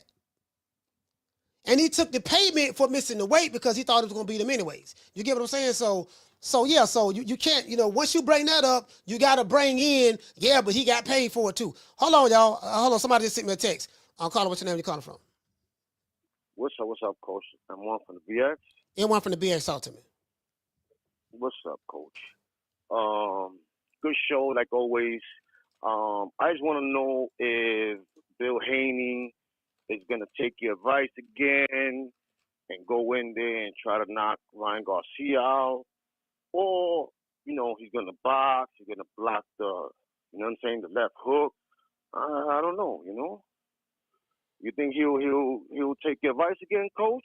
No, I mean I don't have any advice. I don't have any advice for them. I mean, Bill Haney is the trainer. I mean, they're gonna do what they feel is best possible or whatever. I mean, it is what it is. Yeah, I know you. I know you just joking. Yeah, I know you joking. Because he took your advice too hard, bro. But your Coach, keep doing your thing. You know what I'm saying? Congratulations on everything, bro. Keep doing your thing, bro. Keep being funny, bro. All right, salute, fam. Hey, listen, man. Shout out to M1. Yeah, so I mean, at the end of the day, as I said before, man, these guys are millionaires. It's all about the money with them. They are part of a fraternity that me and you in the chat ain't a part of. That's just the reality of the situation. We don't own these fighters. We ain't getting none of the money, none of that shit. You get what I be here and do? Yeah, man, nigga, I'm a part of the team, Haney. No, you ain't. You ain't getting none of the checks. You ain't going to the mansion. You ain't riding around in the Rolls Royces. How you part of the team? You get what I'm saying? I mean, you're a part of the team mentally, but physically you're not. But anyways, it is what it is, fam. I mean, they're gonna get some money. Turki Alashihk is here. I would guess to say it was rumored that they were gonna fight on BOK Prime. That's what they put out there on social media. I guess that's done.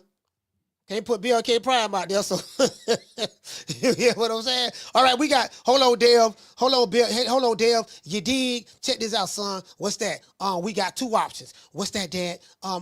We got BLK Prime and we got Turki Alashihk. Now we can stick to the code and be pro-black and ride with the black man, BLK Prime, to show solidarity with our people, or we can go get with Prince Turki. Well, now he ain't no Prince. We can get with the sand nigga, Turki Alashihk. Which one is gonna be?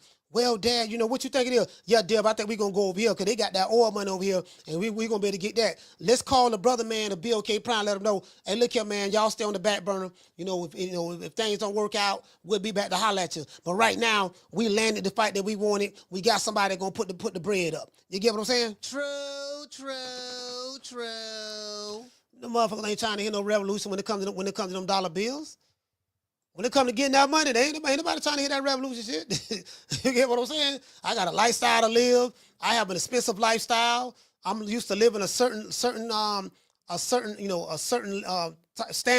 I'm used to living, having my own maids and people to tutors and all of that stuff there.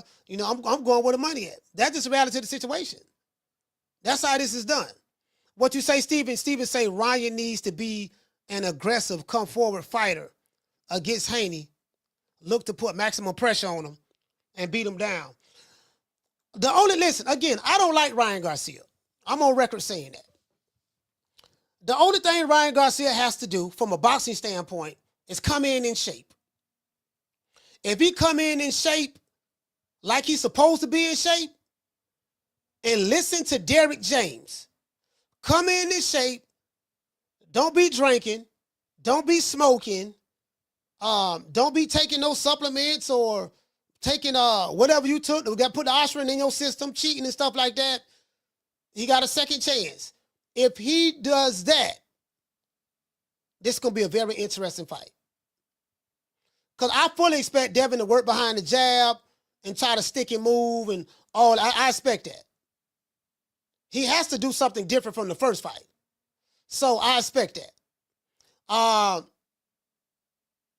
Ryan is going to have to be ready for the tap jab style. The tap jab style. He's going to have to be ready for that.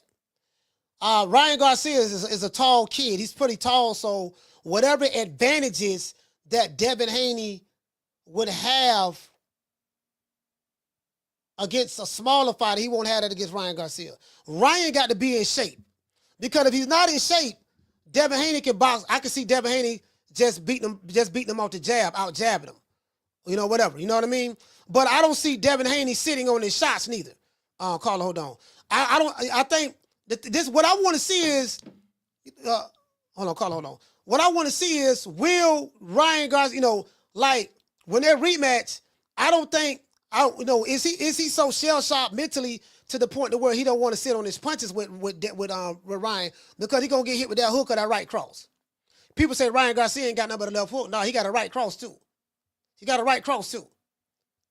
And he gonna throw the hook. And if he keep hitting you with the hook, he gonna keep throwing it. You get what I'm saying? So he got a right cross too. And he can listen. So I think if he listen to, I don't know who's going to be the one training Devin Haney and stuff like that. I know Bill gonna be in the corner, but who Bill gonna have him working with? I think he got Sam. He got Nate Jones over there. I think he got Nate Jones over there. But they change trainers like a prostitute change draws. So I don't, it is what it is. But we'll see. That fight ain't gonna be till October. So we'll deal with that when we cross that bridge. Carla, what's your name? Where you calling from? Coach, what's going on? Is Ross from New York. Ross from New York. Talk to me. Coach, you know what? Every time I call, I give my inputs, and I always try to give serious takes. But when it comes to Ryan Garcia, I got to keep it real. If I was Ryan Garcia, and I called it last time, the first time that I called it, and I said the Illuminati was going to come together, he's going to shock the world. I'll tell you once again, if I was Ryan Garcia, and I know a lot of people are not going to like this, I would do the exact same thing when it comes to playing psychological warfare. Number one, you want to use Victor Conti? Great. I'm going to bring Memo Heredia inside. I'm going to bring in Memo. And I don't care what anybody says talking about, you bring in people that are dirty. Well, you got Victor Conti. That's going to sell the fight even more, because Memo and Conti fucking hate each other. Number two, I would tell Devin, listen, man, the first time I didn't even train. I was drinking, I was smoking, but this time I'm going to fucking knock you the fuck out. The first hook that lands, you ain't getting up. You got up 3 times. Next time, you're not getting up after you calm down. I will sell the shit out of that fight, but to be honest, Coach, this time, the element of surprise is gone. I can't really predict the winner. I can only hope and pray that the shot and the shell shock on Devin is there, because this is a 50-50 fight. But that's my call, Coach. Salute, fam. Hold on, y'all. I got a text. Hold on. I got a text from. Look like I got a text from Bill. This Bill Haney? Oh, I got a text from Bill Haney. Hold on. Let me send him. He told me to send him the link. Let me send him the link. Again, let you guys know this. I didn't know Bill. I didn't contact him. I didn't reach out to him or any of that. This ain't set up or nothing. Just got a text from him right here. Told me to send him a link. So I'm going to send him a link. Hold on. All right. Let me email it to myself first. And then I'll send it from the phone. All right.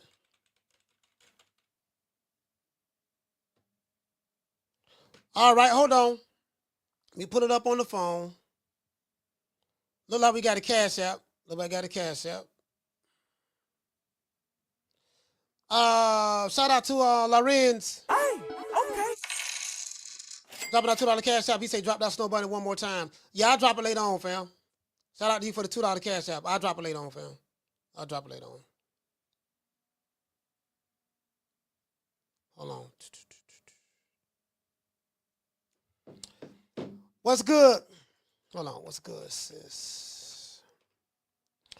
Shout out to Miss Connie. Miss Connie said, I knew it. He was hate watching.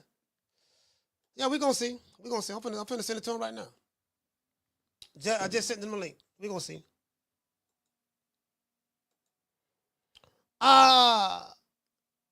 What you say, Juicely say this is real theater, baby.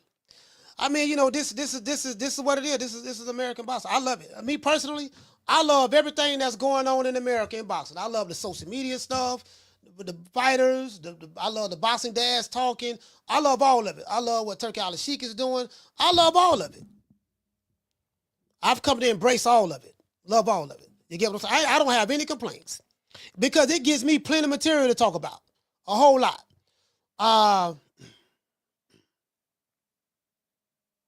Shout out to L. Harvey in the building. Salute. Shout out to JC.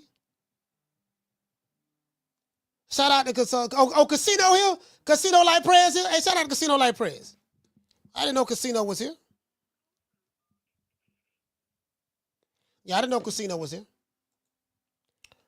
Caller, what's your name? Where you calling from? Corey from Texas. Corey, talk to me. Yeah, I think Bill is reaching a little here when he responded, like you said, when he was talking about Oscar's kids. Now, one of Oscar's kids was a boxer, and he was like, yeah, instead of worrying about me and my son, why don't you promote your son? When I look at Oscar's comments, he kept it in the content of boxing. He said the biggest crybabies in boxing. He said, you're the worst manager in boxing. He said,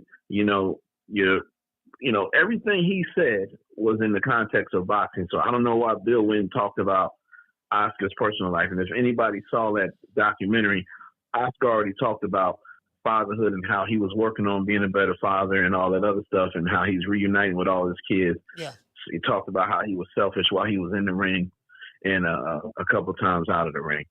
So I don't know why Bill went out of boxing and started, going personal with it. Well, normally when people, if you feel that way, but normally when people go personal, it's something that you said that cut them real deep. So a person like this, how it works, right? If someone says something that you don't like, right, and it may be some truth to it or whatever, but they kept it in the context of, like you say, boxing, and you start talking about something other than that to try to cut a little deeper that ain't got nothing to do with boxing, then maybe that means that what they said cut deep. So I'm trying to say something that I feel is going to hurt you. And that's what people do. Hurt people. So that could be interpreted. That could be interpreted that way because he said a lot of stuff. He said he was a pimp. He's hoeing out his son, and I can see Bill taking that personal. I can see Bill taking that personal because a lot of people been saying that. Like people call this show say that. Different callers call and say that. Bernard Hackett came on here and said that. A lot of stuff. You the pimp, your son, your bottom bitch, this and that. So I can imagine maybe something like that would get the Bill, but they laying on a bed full of money, living in a nice house. So they good. I mean, he got a family, so I wasn't even worried about it myself. But I get it. Right, and that's how I look at it. I mean, me and you both experienced that in my life. Somebody that you was cool with, they said something about you, then they went even further, and you learn, all right, I can't fool with them like that no more. And then I'm gonna get out of here, Coach. But before I get out, one of your young pups from right there in Florida, the only kid who got a medal in the Olympics this year for the male boxing team. He's having his debut in March at whatever that place is in Orlando that you said Jake Paul and all them people play at. I can't say right, the Royale or whatever I forget what it's called. Yeah, Royale, the hotel. Yeah, I know you talking about it. What's his name? His name is Omari. What is it? Omari John. Omari. It's Omari something. Yeah. Omari. I'm gonna tell you what. Yeah. You know what I'm talking about, right? Yeah, I know you're talking about. Yeah. But yeah, he in his ring with his debut, Coach. So shout out to that young boy right there in your backyard in Florida, bro. Yeah, I appreciate you. Can't wait to the fight party tomorrow night, Coach. All right, salute, fam. Yeah, Omari. Yeah. Hey, shout out to Passion for Beauty, Unlaced Shoes, Detail the Truth. Man, shout out to Keith. Keith is in the building. The lovely Nay is in the building. My brother Ali is in the building. The lovely Miss Connie, Sweet Like Candy, Brandy. Who else we got in the building, man? The lovely Miss Black Panther. You get what I'm saying? I'll be honest with you, man. I love the honey dips. I love the honey dip. The fee, stuff like that. You get what I'm saying? The honey dips, the tenderonis, the PYTs, vintage tenderonis. You jitterbugs don't know nothing about that. I gotta talk to you jitterbugs and let y'all know. You know what I mean? What the vintage tenderoni is. I don't wanna get sidetracked on this show. Let's hear what I'm listening to this right here with Oscar. Let me see. So dangerous. He's but talking that's about what they used when I did the film. They're barely 6 ounces.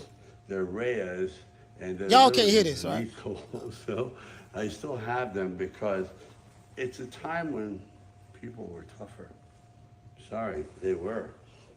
Life is just getting a little easier and easier and easier, and oh, that's great. It's wonderful, but it's not. I think when y'all probably can't hear it, but I just break it down. So he was talking about the gloves, right? And I think the gloves are like 6 ounces or something like that. And he said that, back then, those are the type of gloves that they used back then. And he said it was a time when people were tougher. Tough, there's an old saying, tough times make tough people. So I didn't see anything wrong with what he said. You say you can hear it, Miss Black Panther? I didn't see anything wrong with what he said. Because we say it all the time on this show. If you could talk to any old school boxing fan, whether it's Miss Black Panther, Jamie, whoever, they'll tell you, yeah, man, back then, man, it was a lot tougher back then. And the fighters today are different from the fighters of old. It's night and day. I'm not saying every fighter, there are some fighters have an old school mentality, but most of them, a lot of the top, some of them are just divas. It's different now. American boxing has went to the toilet. And I don't think they go. Listen, and me personally, I'm glad it's where it's at. Myself, because everything has to go in cycles. But let's go. Themselves in the tough situations, that's what the human creature is supposed to do. They're not supposed to have wheels on their suitcase. I think when we force ourselves into tough situations, that's what the human creature is supposed to do. They're not supposed to have wheels on their suitcases. They're not supposed to have lawnmowers with engines that pull them along. It's a convenience, no question, but it just makes things easier. Now with AI, you can literally put your brain in a pickle jar and have that machine do it. So I cherish these moments. I cherish hard work, even though I hate it. I know it's like strong medicine. Tastes horrible going down, but it makes you feel better. So I don't know what the context of what this is. Devin Haney said, dude don't know a left hook from a fish hook and got the nerve to speak on times being easier in boxing like he wasn't an actor. But them Rocky movies wasn't real. Yeah, Devin, I think Devin totally missed the plot on this. And now I don't know if Sylvester Stallone might have said something personal about Devin Haney, but if this response is pertaining to this message that Sylvester Stallone said in this video, Devin Haney totally missed the plot. He totally missed the plot. True. Yeah, he totally missed the plot on this. He did. Totally missed the plot on this one. You get what I'm saying? So, and I agree. I agree. Things are different. Things are easier now. You even see it with society with the kids today. Some of these kids don't even want to go outside. They be on their phone all the time. Well, I came up in the era to go outside and play era. That's the era that I came up in. The go outside and play era. Go outside and play. Summertime. 98 degrees outside. Nigga, we out there all day. Things are softer now. Wrong side of the street. I need two limos just to talk to you. What you done lately? It's about putting butts in seats. Your baby mama got to know how to do the Cabbage Patch. Your cousin ain't got to know how to be bow-legged. You get what I'm saying? It's just different, bro. It's just different. And what you say, J. Kidd said all day drinking from water hoses. It's different, bro. Like, come on, fam. Let's just be real. Let's just be real. It's just different now. They is softer now. The sport of boxing is softer now. Especially over here in America. Like literally. Like we talk about this all the time on this show. We talk about this all the time on this show, fam. That's what we talk about, man. This shit, man. This shit pussy now, dog. Like this shit is. But I'm going to roll with it. I ain't tripping. Shout out to Big Bird. Big Bird, what's going on, baby boy? Big Bird, what's up, brother? Big Bird, shout out to my brother Keith Bulldogs, Dr. Paul, Dr. Tony. You get what I'm saying? Shout out to Detail the Truth, Justin Watson. Shout out to La Jessica. What's good? The lovely La Jessica. She say facts. My mama had to come and find me. She said your mama had to come and find you, huh? All right. Fee says 70-30. Hey, you know what? Hey, look here. Hey, Fee. It's amazing you said that. Hey, Fee, I know you remember this. Hey, Fee, do you remember this? Tell me, hold on, where is that? Where that video at?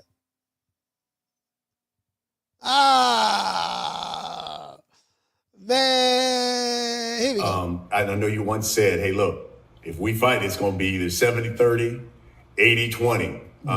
Was that? Man, I was. When I said posturing or what was that? When did I say that? You know, that was. Yeah, I said it on my girl Instagram. Yeah. What's going? But I was playing.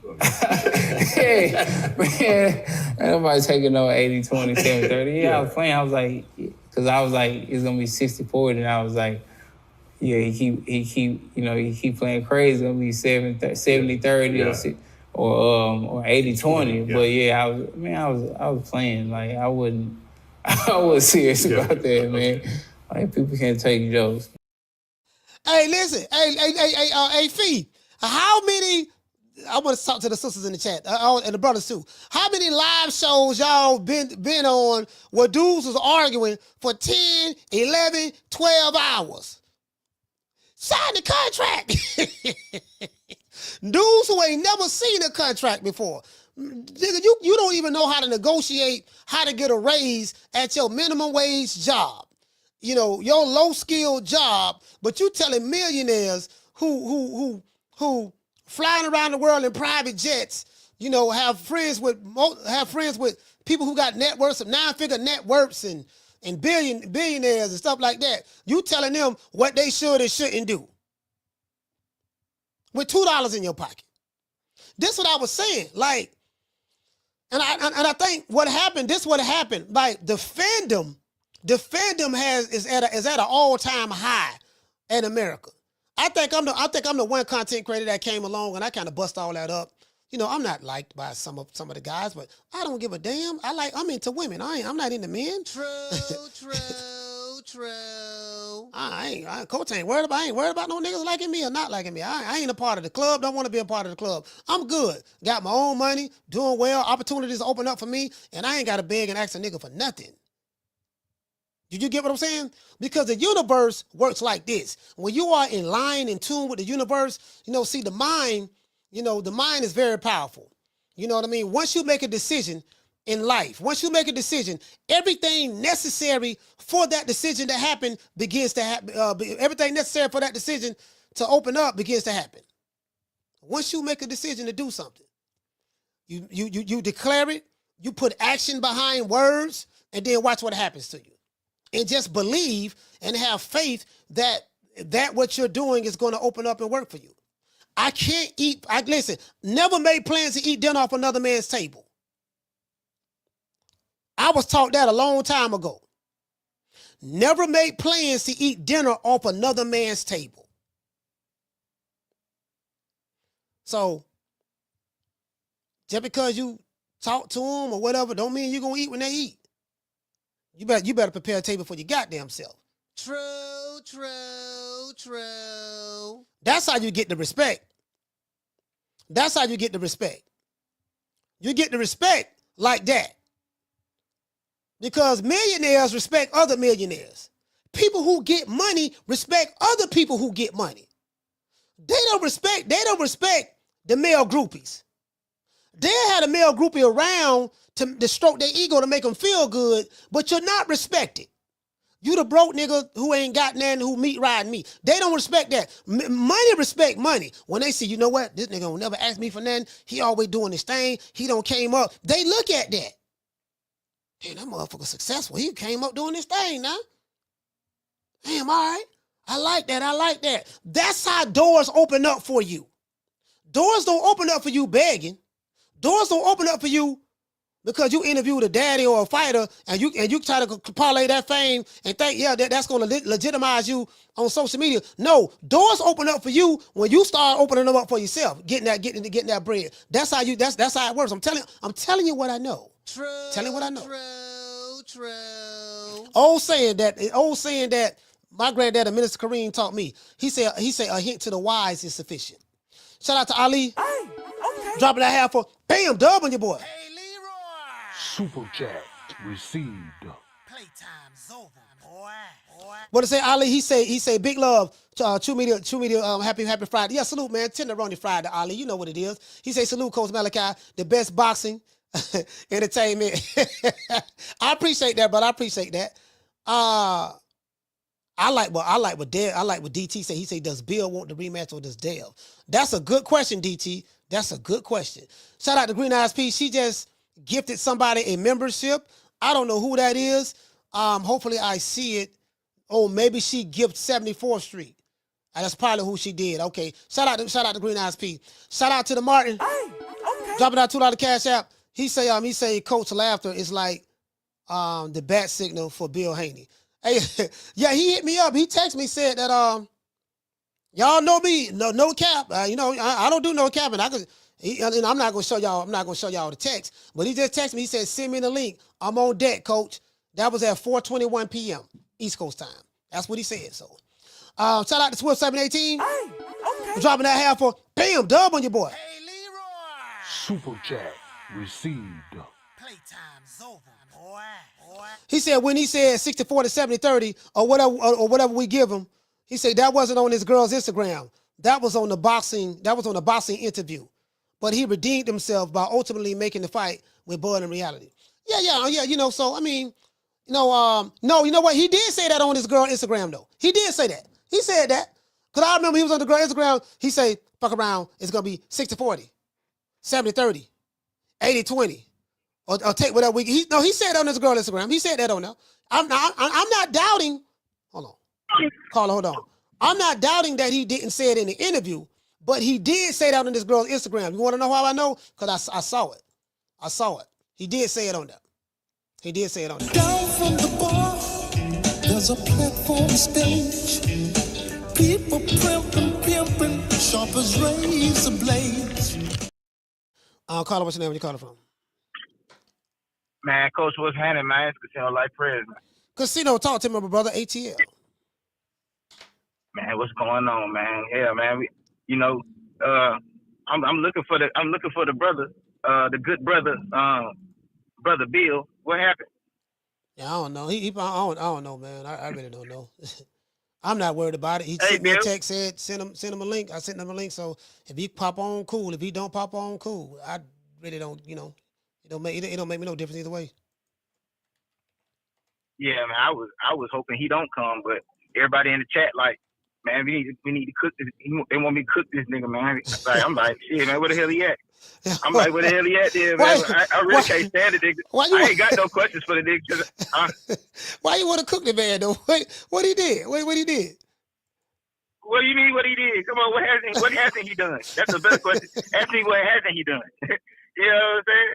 Like shit, that nigga talking about he want to come up on the show. You finna come up here and cap our heads off. I already got a hat on, nigga. I don't need no cap. You know what I mean? I don't need no cap. You know what I mean? So I ain't got no questions for the nigga because I mean I know I ain't gonna get no truth out of him. I just want to tell him something. Tell him a thing or two. You know what I mean? Got some news he maybe he can use. You know what I mean? Some news he might use. You know what I mean? But yeah, man, Oscar Dela Hoya, he definitely hit the nail on the head. And I feel like he really just echoing what everybody else been saying. You know what I'm saying? Like, he just said it on a bigger platform. You feel me? And, like, it's facts, bro. I mean, like, a lot of people like to call it hating. Why y'all always hating? Man, that's not hating, man. We just calling it how we see it, man. You know what I mean? Like, don't nobody be thinking about this nigga unless he the topic of the show or some shit. You know what I mean? But Oscar De La Hoya hit the nail on the head, bro. So you don't think Oscar crossed the line? Some people feel that he crossed the line or whatever. I don't know. It seems like line? It ain't. Man, listen. When you dealing with these motherfuckers, it ain't no line that can't be crossed, bro. They cross every fucking line, every G code, every scripture of the real nigga isms. You know what I mean? All the real nigga ism scriptures. They skip all that. So all that go out the window, nigga. All motherfucking morals and all that shit gone. You know what I mean? Like shit, nigga. Every nigga gonna treat them niggas just like Charleston White. You feel me? Yeah, you I would saw say that. they need to leave Charleston White. Yeah, man. You said it. They need to leave him alone. Shit, they need to leave everybody alone. They be like, stall Bill out. I be like, tell that nigga stall us out. You feel me? Stall us out, bro. We sick of the bullshit. You feel me? We all see it. Oscar see it. Everybody see the same shit, man. Somebody not. Ain't nobody hating. It just is what it is. There ain't no hating. If we bring up, it ain't too much good things you can say about these motherfuckers. You know what I mean? Like, I try to be finding something positive to say. I could say, you know what I'm saying? He probably the best. He's the most skilled I've ever seen at making weight in the history of boxing. I never seen nobody who can make weight better than that. And shit, I guess they got a good marketing team, but that's about all I can say that's good, man. But that's my call, man. I'm out here looking for Bill. I'm looking for Bill. That's all. Bill, where you at, man? Let me holler at you. Let me holler at you, Playboy. Playboy, ain't you Shaquille Timmy, Playboy? You did. My brother. Let me holler at you. You dig. Let me give you some news you can use, my brother. Let me put some P on your brain. You know what I'm saying? You know what I mean? Because y'all niggas been prophetic with the posturing, and it's preposterous. You know what I mean? This shit is ridiculous, man. So come up here with that flim flam if you want to, Bill. We got something for you. And like I said, we ain't got no questions because we know we ain't gonna get no answers. I just want to tell you something. All right, salute, coach.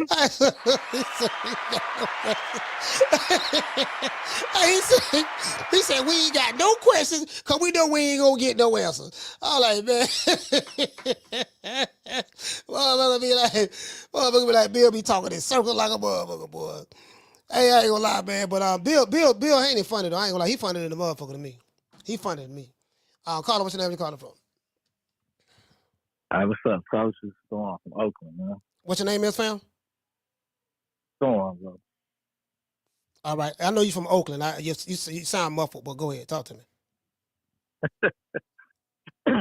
Nah, it's Storm. Nah, man, I think he was out of line. My problem is, anytime you got Angel Garcia, you got Teofimo's pops, you got Ryan Garcia pops, nobody say nothing about the dead. When it's a black man, now all of a sudden they got something to say. For being vocal about his son, what he's supposed to be. Like, that's his son. That's not only his son, that's who he works for as a manager. He's supposed to promote. He's supposed to talk trash. He's supposed to do all that. But people got a problem with it. Dela Hoya criticizing of all people. Like, come on. His dude cheated. You could say he could have kept his left hand. You could have do whatever. The fact is, even when he got knocked down 3 times, in my opinion, he still was winning the fight. Not winning the fight, but he was winning the rounds when he wasn't getting knocked down. The knockdowns would cost him the fight, but he still was getting up. He still was outboxing Garcia, and I don't even see what the point is for dude to make all them statements. So you said that you feel that people are mad at Bill hating on him because he's a black man. I mean, he's a black father. That's how you feel? That's what I think. I mean, I ain't never seen no criticism of Angel Garcia, Teofimo's pop, Ryan Garcia, any pop. Yeah, you ain't been over here. You ain't been over here because I used to be. I call Teofimo Senior T Diddy and Diddy Bob. I used to be on them all the time when they was fighting a lot.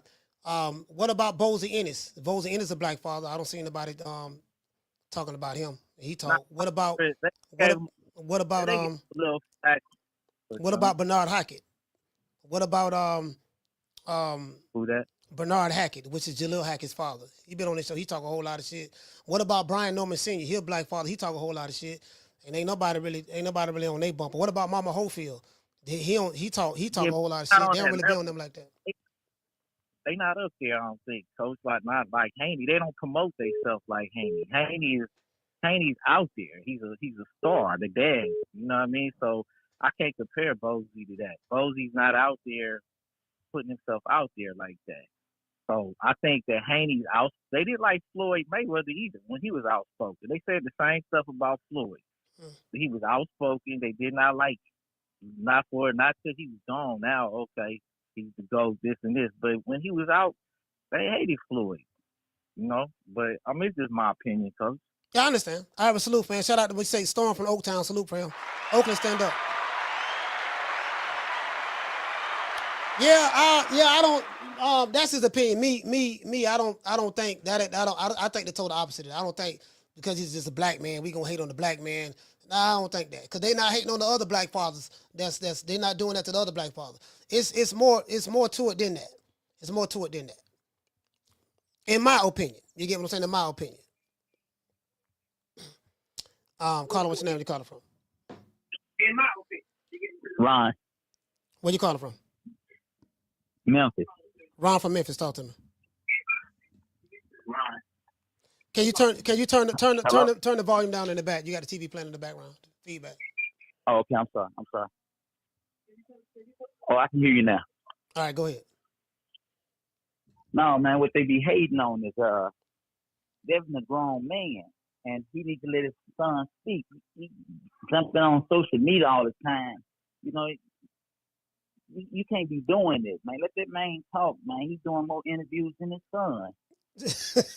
But he the manager though. Like, listen, it's something that was explained to me, and I understand why. I forgot who it was. I think Ron either called the show or it was somebody that I was speaking to offline, brother. He said Devin Haney. I think that was Ron Boy Fresh from DC. Ron Boy Fresh. I think Ron Boy was saying, and I didn't look at it this way. Devin Haney can't talk. If you ever see him talk in interviews, he's a lot of pausing, stuttering, sound like Florida a little bit, stuff like that. So I just picked that up. Yeah. I just picked it up. I say about a week ago. But let me ask you: you don't think that had nothing to do with them left hooks though? Because was he always like that?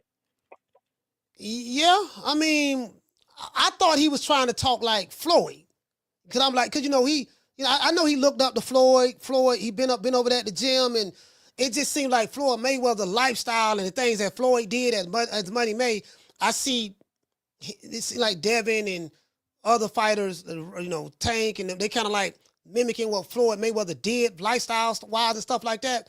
So I thought that was it. Yeah. I thought that was it, but it didn't dawn on me that, you know what, this kid really can't talk.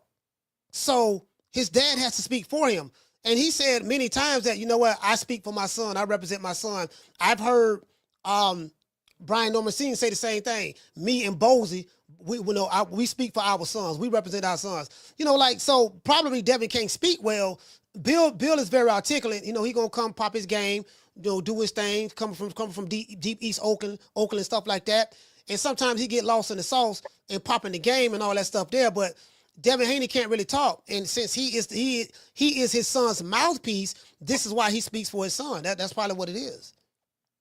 But like they say, the other fathers ain't doing all this though. Man, sometimes you can't be fighting social media because you ain't gonna win, man. Folks gonna say what they want to say, and you ain't got to be coming back with all this BS. But just let it go. And then one more thing I'm gonna touch down on. He was saying that they don't like that. He was saying that this is the Devin Haney era, and man, you ain't really fighting nobody. Somehow we can't make the fight with Shakur. We can't make the fight with Tank. How is this the Devin Haney era? And like you say, how you supposed to get fights when who's supposed to make the fight? He can't even deal with none of the promoters. I mean, come on, man. I know I see him come on your platform, but you don't think that real talk, man. You don't think he's full of shit, man. Who Bill Haney? Yeah. Yeah, he's definitely full of shit. He's definitely that. Bill will say some good stuff, say some real stuff, but then he'll mix it with some other stuff. So he's running several different games. He's definitely that, you know what I mean? But that's what makes Bill Haney Bill Haney. I couldn't see Bill doing anything other than what he does. So, I think me personally, I think it's funny, it's entertaining. I like Bill when he do that. It's funny to me. He's very funny to me and stuff like that. So, I think that's what make him who he is. He's not Bozy Ennis. He's not any of these other dads. That's what makes him Bill. He wouldn't be Bill without being what he portray himself to the world online. He wouldn't be that. So that's just who he is. So one more question I got for you. He's doing a good job by protecting Devin because, man, Devin, he ain't what everybody thought he was, man. Man, it's a lot of fighters that he can fight that. What's going on with this tune-up fight? He wanted to jump right back in he didn't want no tune-up, man. What's going on with No, this? he's fighting the tune-up. They're supposed to be fighting, I think, Jose Ramirez, and Ryan Garcia is fighting Rolly Romero. So I know, but he said he didn't want no tune-up, though. Yeah, well, Man, he got a tune-up. Because they're dealing with Turki Alashihk. They got to deal. They got to deal with Turki Alashihk. So they both of them need a tune up. Both of them need a tune up. I don't have a problem with that. Okay, last question. So I'm still trying to figure out it's the Devin Haney era, but so why is he up on the undercard? I ain't getting that part. Yeah, I don't know. I don't know, man. That'd be a question. That'd be a question to ask probably one of them. I don't know why he's on the undercard. I can't answer that question. Okay. But that's about it. I just, like I say, Bill, Bill, he one of a kind, like you said. But I like to see Devin. I think when they fight again, I think Ryan gonna get up what it is. I really do. All right, salute, fam. Listen, man, shout out to Ron from Memphis, man. Salute. Memphis, stand up. Okay.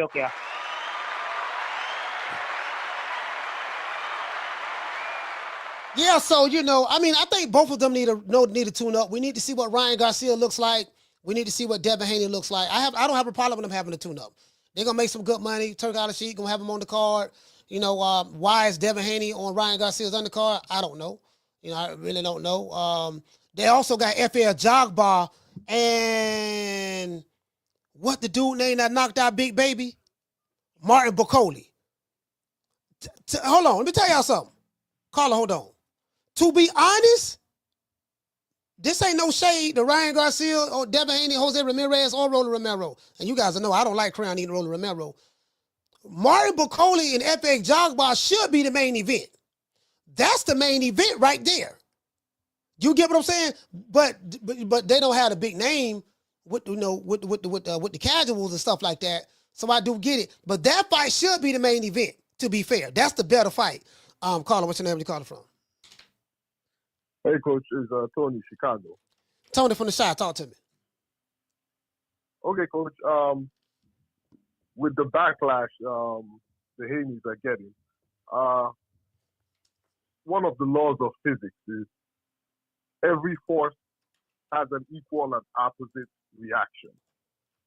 So, the Haneys, they talk a lot. Well, Bill talks a lot. He calls his son the face of boxing. And when time and time again, financially, and especially with the Ryan fight, it has been shown that he isn't the face of boxing, ability-wise, and in the way of drawing money. Hence, the backlash is louder for people because you have put yourself on that pedestal that you're not on. Just imagine somebody like what's his name? Floyd. Imagine if Floyd had lost with all the things he was talking, the way he was throwing money or doing silly stuff with money. The backlash would have been crazy. It would have been real crazy. Because he kept on winning, because he kept on winning, people didn't really have anything to say. So Haney, they brought that attention to themselves. A lot of more people that are a bit more humble in the way they approach fighting are not as crucified when they lose. So yeah, it's part of the business. It is the way they sold themselves. Yeah, that is giving them this negative attention. And sometimes it's not even negative, to be honest, because I'm sure they're catching in on social media and all that. You know, as long as they're talking about him, you know, he's relevant one way or the other. Mm-hmm. That's what I think, man. All right, but salute, fam. Shout out to Total, man. Shot-town, stand up. Thank you, brother. All right. Yeah, you know, with the Haneys, I will say this. I got to be fair. With the Haneys, you know, they got more people that don't like them versus like them. You get what I'm saying? So if Devin do talk, people going to be mad that Devin talking. If Devin don't talk, they going to say, oh, man, well, he needed to speak up and talk for himself. When Bill talk, he a bullshit. He full of shit. You know, when he don't talk, where Bill at? So, you know, it's they just the people who you love to hate. And the hate is from many different nationalities, black, white, Hispanic, doesn't matter. It's really more so people target Bill. Pretty much everything I've ever heard about him has pretty much been spot on. The good, the bad, and the ugly. That's just what it is. That's just who he is. But I think that's what makes him who he is. I couldn't see him not talking. You know, he said his son in face of boxing. I mean, we know the man ain't no damn face of boxing. We know that. We know that ain't true. Everybody, their mama know that ain't true. I mean, but if that's what he wants to tell himself, he has a right to tell himself that. You know, he know it ain't true himself. But you know, it is what it is. We know that. But shit, in my opinion, it ain't but one face of boxing in America. That's Canelo. It's Canelo and everybody else. That's the $35 million guarantee man right there. That's the dude that, you get what I'm saying? That's the prize in America, Canelo. That's why everybody want to fight him and this and that. He the prize. So it ain't but, in America, it ain't but one face, then it's everybody else. You know what I mean? Behind him. So that's just the reality of the situation. You know, so, but I don't have an issue with whatever what it's called, tune-up fight that they're having. Again, I don't like Roland Romero. I think Ryan Garcia gonna beat the brakes off of him. Devin Haney should be able to beat Jose Ramirez very easily. Now I do disagree with Devin Haney what he said about Sylvester Stallone. He totally missed the plot. Again, you know, he wasn't born in that era, so he don't know. But those fighters in that era was a different, you know, there was a different breed. Those fighters in the 70s and 80s and even the 90s was a different breed. It ain't like these dudes here. Boxing, it has become watered down here. Around the world, fighters have gotten better. The money dynamics have changed in the sport. What's the name said some real stuff. Steve Kim told me some real stuff. Caller, hold on. He said the network deals, the exclusive rights network deals is what killed boxing in America. Because it prevented certain things from happening. Okay, if you signed to HBO, you signed to Showtime, you have to, it's your job, you have to continue to put, you know, fill up these fight days, put content out for Showtime. You have no obligation to put a cross-promotion to fight with HBO and stuff like that. That did that over time. That's why I say the best thing happened to boxing now is that HBO folded and Showtime is gone. And you got Turki Alashihk, they the wrong side of the street. Well, he done bought the whole neighborhood. If you want this oil money, what you niggas gonna have to do, you gotta fight who I tell you to fight. That's how this works. You don't want to, you say, I ain't been in the knee. You ain't got to. Stay over there. You gonna want some money. Stay over there. But when you coming over here wanting my money, you do what I tell you to do. That's how this works. When you go on a job and you working for your boss, you do what your boss, your supervisor, your manager tell you to do. You don't go on a white folk job or anybody's job telling them what to do. No, we got an agreement. I'm hiring you for a service, and in return, you're going to get paid A, B, C, and D. This is why you accepted the position.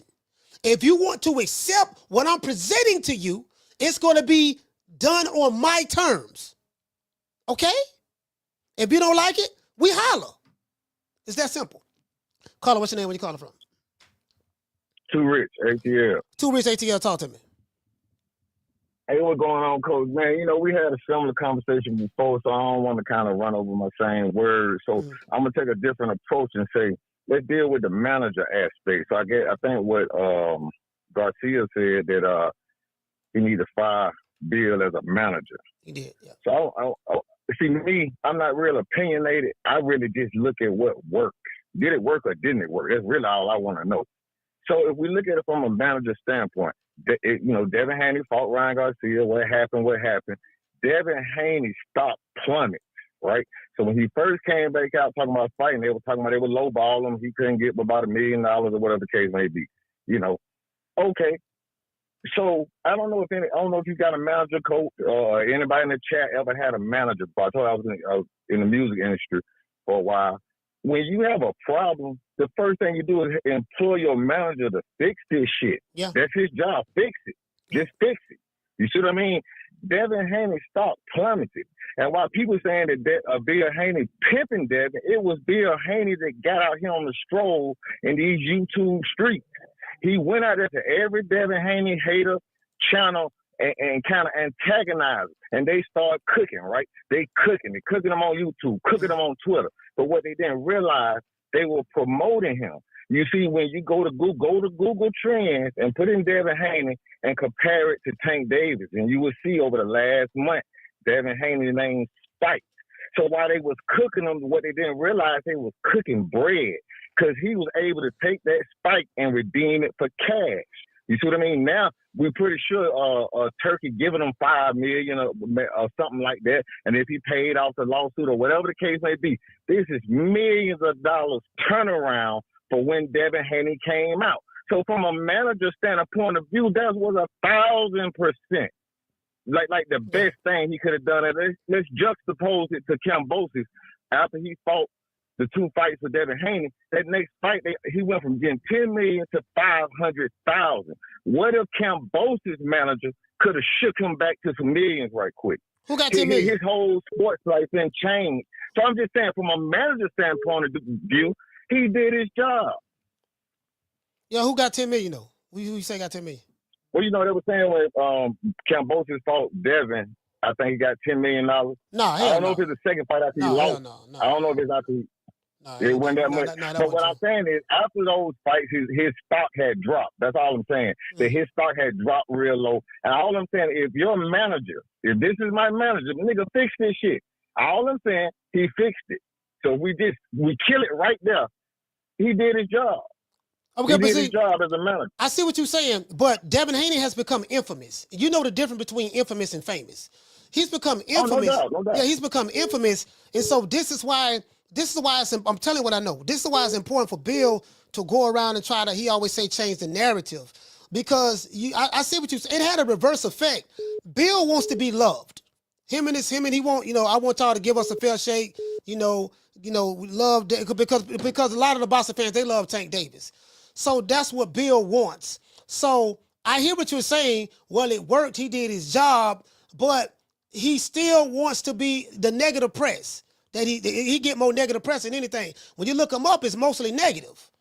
That's what it is. Now, I see what you're saying. That negative press has probably led to him getting the Turki Alashihk fight. Well, according to getting the fight with Ryan Garcia, according to Oscar Dela Hoya, they went to Turki Alashihk begging him to make this fight, because he had the one that was going to put the money up, they're going to pay for it. And that's the only fight I think he was going to be willing to pay for anyways, either that or a Teofimo Lopez fight. So that's what that was all about.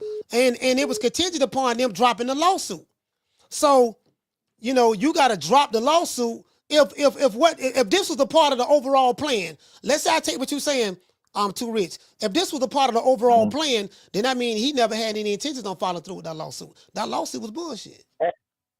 Yeah, and that's but what was the lawsuit for anyway? It was the lawsuit was for battery.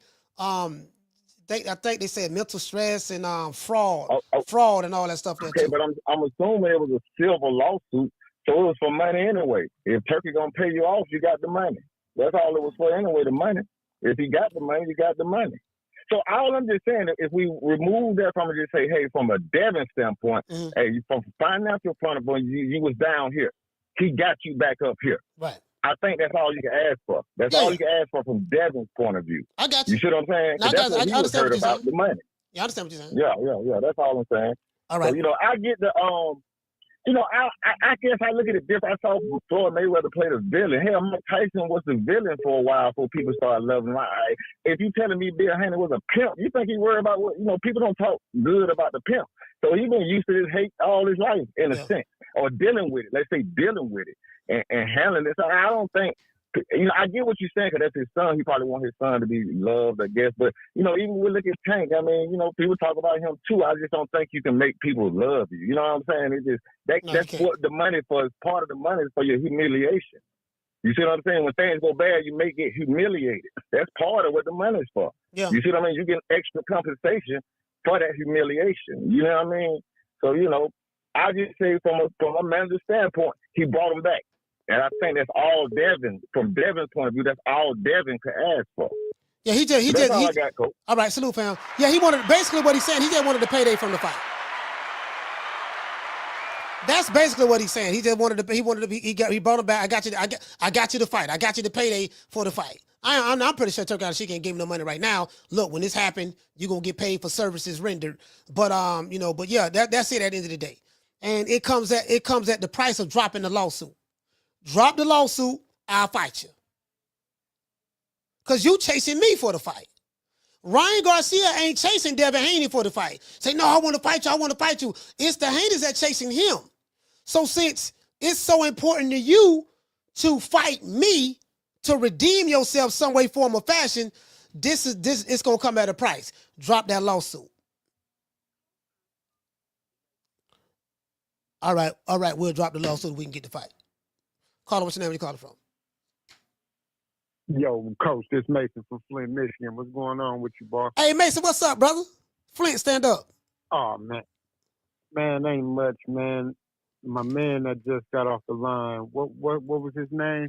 Too Rich. Too Rich from ATL, yeah.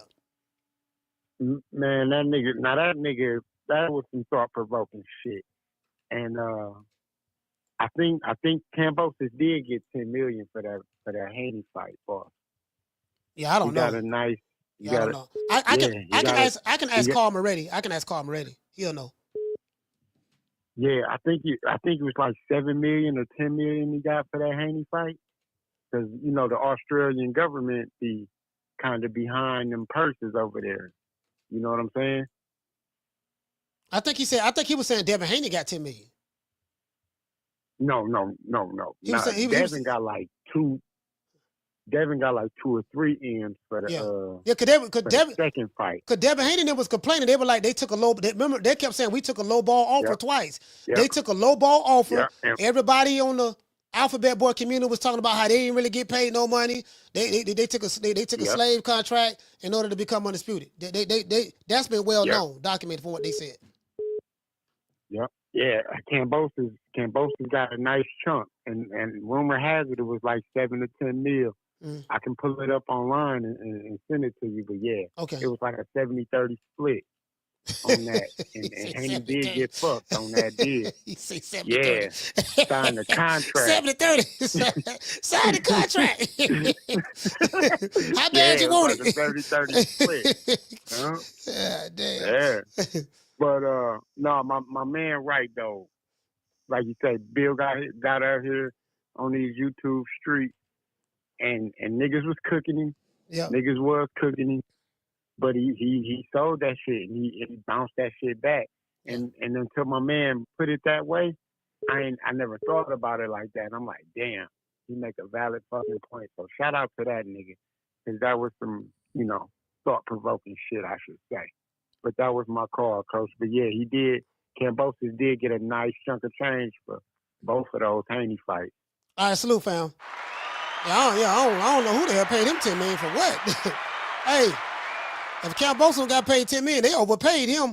But again, I don't want to throw anybody under the bus. Hey, listen, shout out to Roy.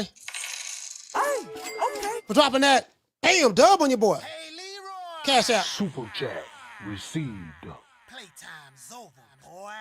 Hey, what to say, brother? He say, coach. He say, coach the man. Salute, brother. Down from the bar, there's a platform stage. People pimping, sharp as razor blades. Yeah, I thought he said, Carla, hold on. I thought he said Devin Haney got by 10 million. I'm like, nah, bro, because I remember that's all they were talking about. I remember I watching a video from BF, BF from Alphabet Boys. He like, yeah, man, Devin Haney took a slave rate. He went overseas and he didn't get paid nothing. It was a take it or leave it deal, and he took it. He made sacrifices in order to become undisputed. And he a 2-fight deal. That's all they were talking about. He ain't make nothing. So I'm like, damn, 10 million. I thought he was. I could be wrong. I thought he was saying Devin Haney made 10 million. I'm like, yeah, I don't know about that now. When he fought George Kambosos, Carla, what's your name? Where you calling from? Martin from Oakland. Martin, talk to me. Yeah, Coach. Personally, I think Bill Haney gets too much credit for Devin Haney's success on paper, because if you really break down what Devin Haney was able to accomplish, 90% of it was being at the right place at the right time. Loma wanted to fight for a quote-unquote undisputed. WBC pulled that bullshit of making him the franchise champion and vacating the belt. Fuck, Loma, Tio, and Kambosos out of being undisputed. And so then what happens? Loma turns down the chance to fight Kambosos for unified. So who gets the break? Devin Haney. Devin Haney fights him, becomes undisputed on paper by basically beating one champion. The weakest undisputed, reign in all of boxing. And then he gets that in-house fight with Regis, because that's what that was. That was two matchroom guys going at it. Mm-hmm. Then he gets the fight with Loma, which, if you look at the stats and, trust your eyes, he got his ass kicked by a man, a 35-year-old guy that got no business fighting at 135. Mm-hmm. That's 10 years older than him. Yeah. You know what I'm saying? But on paper, it looks like, oh my God, this guy's, the second coming of Floyd Mayweather. At least that's how they were trying to sell it. But, in reality, it's all smoke and mirrors. Smoke and mirrors promotions.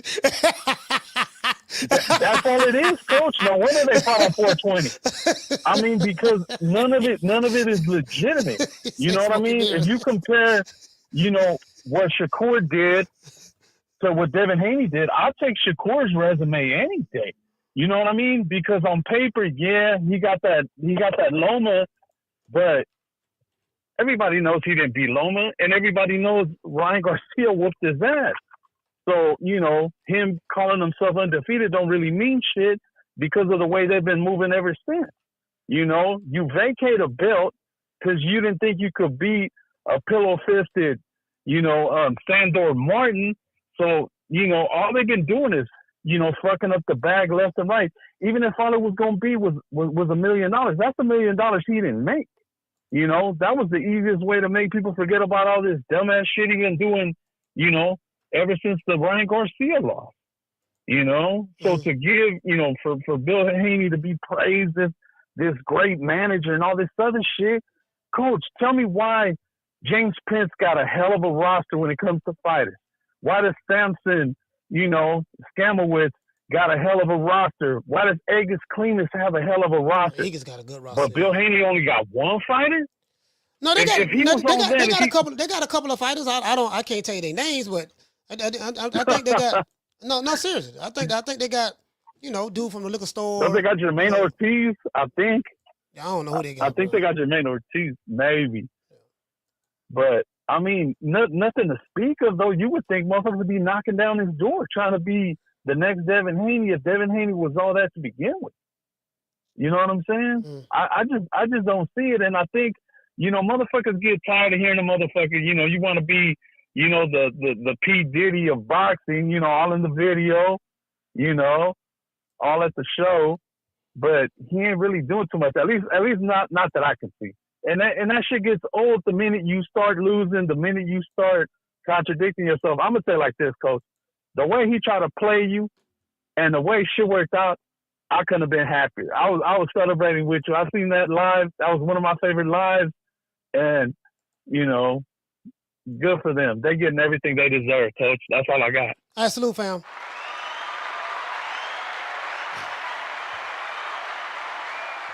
Yeah, I mean, yeah, I'm not even tripping on that. The reason why I'm not tripping, the reason I'm not even tripping on that anymore, I'm gonna tell you why. Because I was told what it was before I was told what it was before I even dealt with them. If you dealing with someone and you've been warned, look, this what you can expect from this dude, this type of dude he is, and then come to find out that dude showed you he turned out to be everything that you was told and warned about prior. I can't get mad at nobody but myself. True. So when I sat back and I thought about it, I said, you know what? That's on me. That's on me. I mean, ain't nothing happened because Jabba the Hutt is a bitch. That just he's a fat bald head bitch. Like literally. You get what I'm saying? He's a bitch. Him and his whole crew. You get what I'm saying? So ain't nothing happened, but when nothing gonna happen. But and I saw that when I stepped in the elevator and looked him dead in his eyes. He was looking at me, I was looking at him dead in his eyes. I saw that. You know what I mean? When I saw that, I was like, hey, nigga hollering about buying a nigga a drink and all that shit. I was like, oh, this nigga, he ain't what he said he is on social media. Because if it's smoke, it's smoke. If that's what it really is. You get what I'm saying? But oh, yeah, I already read that's cash out. But that's over with. That was last year. Last year was last year. We in 2025. We get to the money. We get to the money this year. Last year was last year. I don't let that go. I done moved on. You live and you learn. It is what it is. I'm not even holding. Oh man, I got cash apps here. Hey, shout out to Ali. Sorry about that, brother. Hey, okay. For dropping that quarter of a bam dub on your boy. Super chat received. Playtime's over, boy. Hey, what to say, Ali? You say why can't Bill Haney address his issues with ninjas without bringing their kids in it? That weak. We should say that's weak and bitch made in my opinion. Yeah, I understand that. I think that's kind of like a distraction. Down from the bar, there's a platform stage. People pimping, sharp as razor blades. Yeah, I think that's kind of like a distraction. We talking about the kids and this and that, yada yada yada. Yeah, man, this what it's about, the fatherhood and this and that. And I'm like, okay, ain't that wrong with that, fam? If that's what it's about, that's what it's about. But be on that though. Always be on that. Don't be on that 1 minute, then we pimping on the next minute, then we running game on the minute after that, and you can't be picking and choosing when you want to do it. If that's what you want to be looked at in the eyes of the public, since it's obvious you care about what the public say because you do all this stuff in the public eye. See, this is the thing, right? And I have to explain this to people. When you on a public platform where thousands of people, hundreds of thousands of people can see you, you open yourself up. And when you open yourself up, they feel that they have the right to criticize and nitpick and say whatever they want to say. That's what comes with it. That's what comes with it. You know what I mean? This social media is a whole nother animal. I learned that myself the 4 years I've been on it. I'm like, man, hey, listen, shout out to Ali. Hey, okay. For dropping that $2 super chat. He say F LDBC. Listen, check this out. I second that. My brother, I second that. Down from the bar, there's a platform stage. People pimping, sharp as razor blades. Hey, what you say, Miss Black Panther? Miss Black Panther say, let me pull up some of these chats. She say Bill think being disrespectful makes him a bully. No, I mean, I used to ask myself, I said, man, why do you subject yourself to having dudes disrespect you online and you be going on these, hold on. You be going on these dudes' different platforms. Bill likes that. So if you are a supporter of the Haneys, you can't be mad at dudes who disrespect Bill. Bill go over there to get disrespected. He likes it. He be over there, he been on Ace Money all the time. They call him bitch ass nigga, hoe ass nigga, your son a bitch. They call him every name under the sun. He likes that. He like being disrespected. You get what I'm saying? That's why he keep putting himself in being disrespected situations. So if you're a fan of the Haneys, you can't get mad at the people who disrespect Bill when Bill consistently go over to where people disrespect him at. He likes it. It's what they call it. Is it Stockholm syndrome? Yeah, it's like Stockholm syndrome. He likes it. He got money, stuff like that. But he likes the messiness. He likes the drama. He likes the ignorant stuff. He like that. You dig? He like that. So that it is what it is. Carla, what's your name? Where you calling from? Mr. T.Y. from NYC. Mr. T.Y. NYC, talk to me, brother. Yeah, I don't think Bill Haney is doing anything different than what Abel Sanchez was doing. When Abel Sanchez was the mouth of Triple G, even though he wasn't the promoter, he was only the coach, but people would think he was the promoter as much as he was on the microphone with so much insight. And nobody had a problem with it. Bill Haney isn't doing anything different than what Teddy Atlas was doing in front of Terrence Crawford and the great Andre Ward, telling them both that Lomachenko was a better fighter. Pound for pound, number one. I remember that. I got that picture. I got that picture. Bud had just got out of the ring. I want to say that's when he beat Ndongo. I could be wrong, but I think he became undisputed at 140. I could be wrong on that, but he was at 140, definitely 140. Andre Ward was standing right next to him. It was after I think Andre Ward had just finished the second Kovalev fight, something of that sort. Andre Ward standing right there working the fight. Bud right there in the middle, and Teddy Adams, and both of them. I saw the way both of them were looking at him like he was crazy, because he was so in love with Lomachenko. Lomachenko was a white Jesus. He can walk on water. He can stick his finger in water and turn it to wine. All that. He was like, Lomachenko with his one loss, he had like 10 fights. He was like 9-1, 10-1, and he told Bud, who was undefeated at the time, and Andre Ward, who was undefeated at the time, said that Lomachenko, he had Lomachenko ranked number 1 pound for pound over both of them. I remember that like it was yesterday. Now today, how crazy does that shit sound to you? It ain't today. It sounded crazy when he said it did. Another crazy part about it, Lomachenko wasn't even his goddamn son. He wasn't even from the same goddamn country. But yet alone, Bill Haney is the father of this champion, this business owner, this promoter, this highly accomplished athlete. But people are trying to discredit him, and not discredit him because I'm a Haney supporter. And I tell you this, it's not because he's looking for drama, because he ain't about turning no motherfucking cheek. Yo, they worked hard to get where they at. It's been a long road. Some people might even remember Haney carrying a belt for Floyd Mayweather when he was a little kid. That little thing, he's been dedicated. Again, if Haney had blue eyes and his name was, Devin, I don't know, redneck, freckle nose, he'd be a goddamn superstar. Like I said, he'd have action figures around here. But yet, it's this underlying melanin insecurity that people have. Like, they look for excuses on how to advocate for a cheater. They look like this dude Garcia is claiming that, like, if you read his countersuit, that actually sounds like Devin's countersuit. This dude was disqualified and telling people that Devin can't make a move until he fights him first. So you put yourself talking about limiting his position as a champion. Well, hold on. Repeat what you said. You said, repeat that again. What's the little Spanish kid? Garcia told media that for Haney to get his respect back, he has to face him first.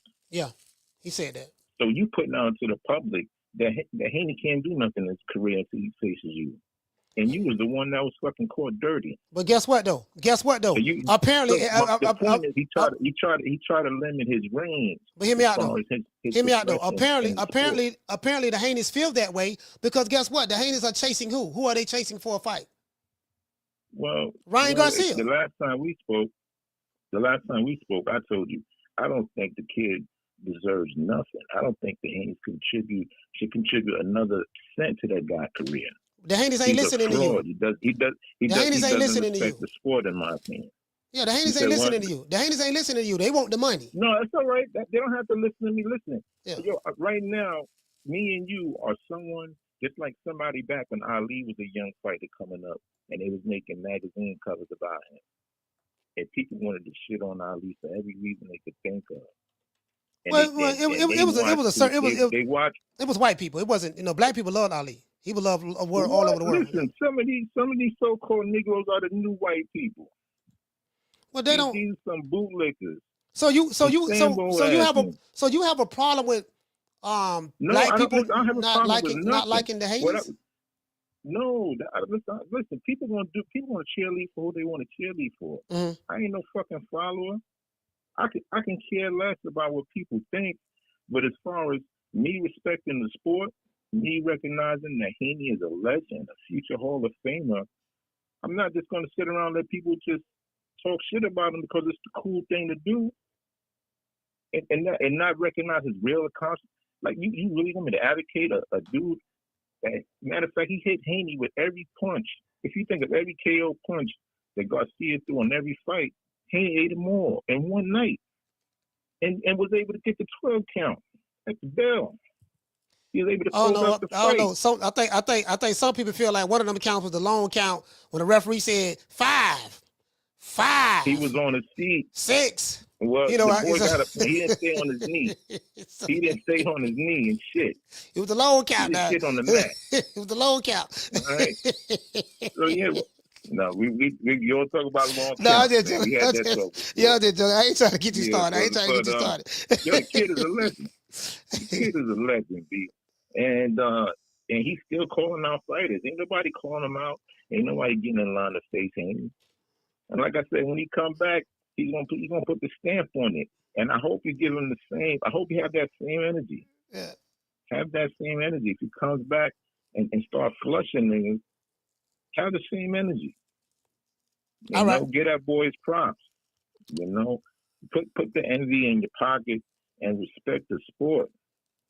You know, yeah, we're used to that shit being dirty, and it's time to clean that shit up. Time to start calling the shit out. Stop being such a goddamn groupie. So do you feel, hello, all right, so the grouping can go both ways. What about people may feel that people who support Haney to the degree that you do, they could look at it as though you being a groupie for the Haneys. It can go both ways now. Yeah, that's all right. That's all right.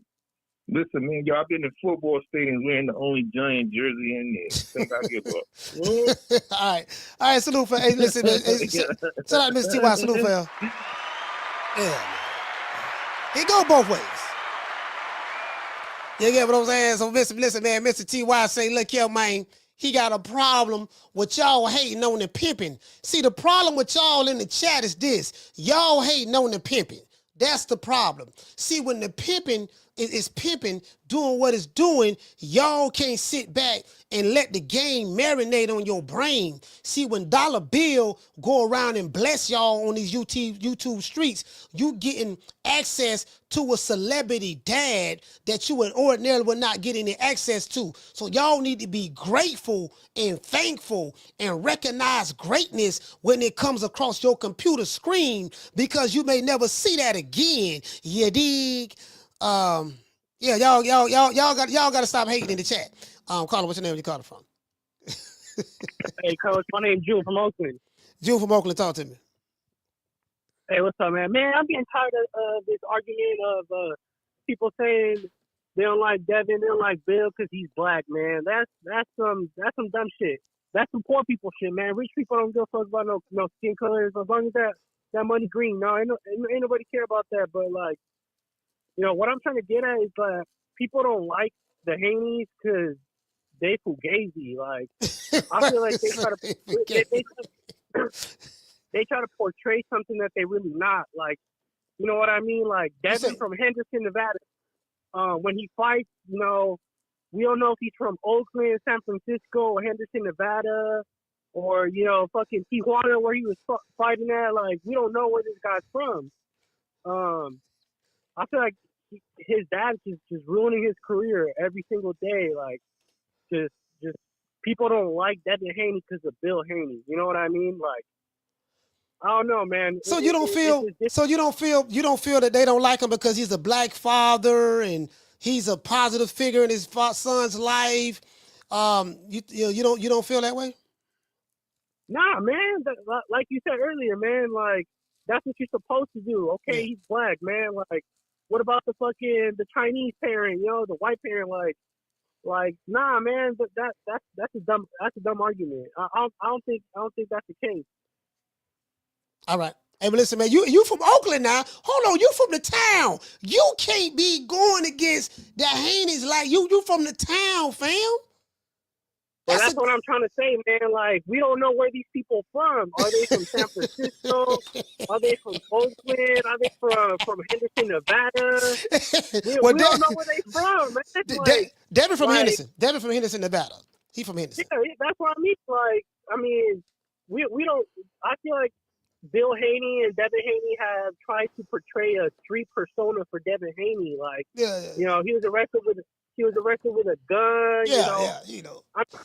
I heard all these things that he's trying to be like Tank, and I never really looked at it like that. Yeah. But I think there's a case to be made. You say, hey, what it say? Hey, what it say, bro? You say, I think it's a case to be made. The man trying to be like Tank, look like Tank, dress like Tank. You say it's a case to be made, my brother? Yeah, bro. He named his child Chrome, bro. Like what? He named his child Chrome for real? I didn't know that. So you the second person who told me that. He named his child Chrome after Chrome Hearts. Tank Rock and Chrome Hearts.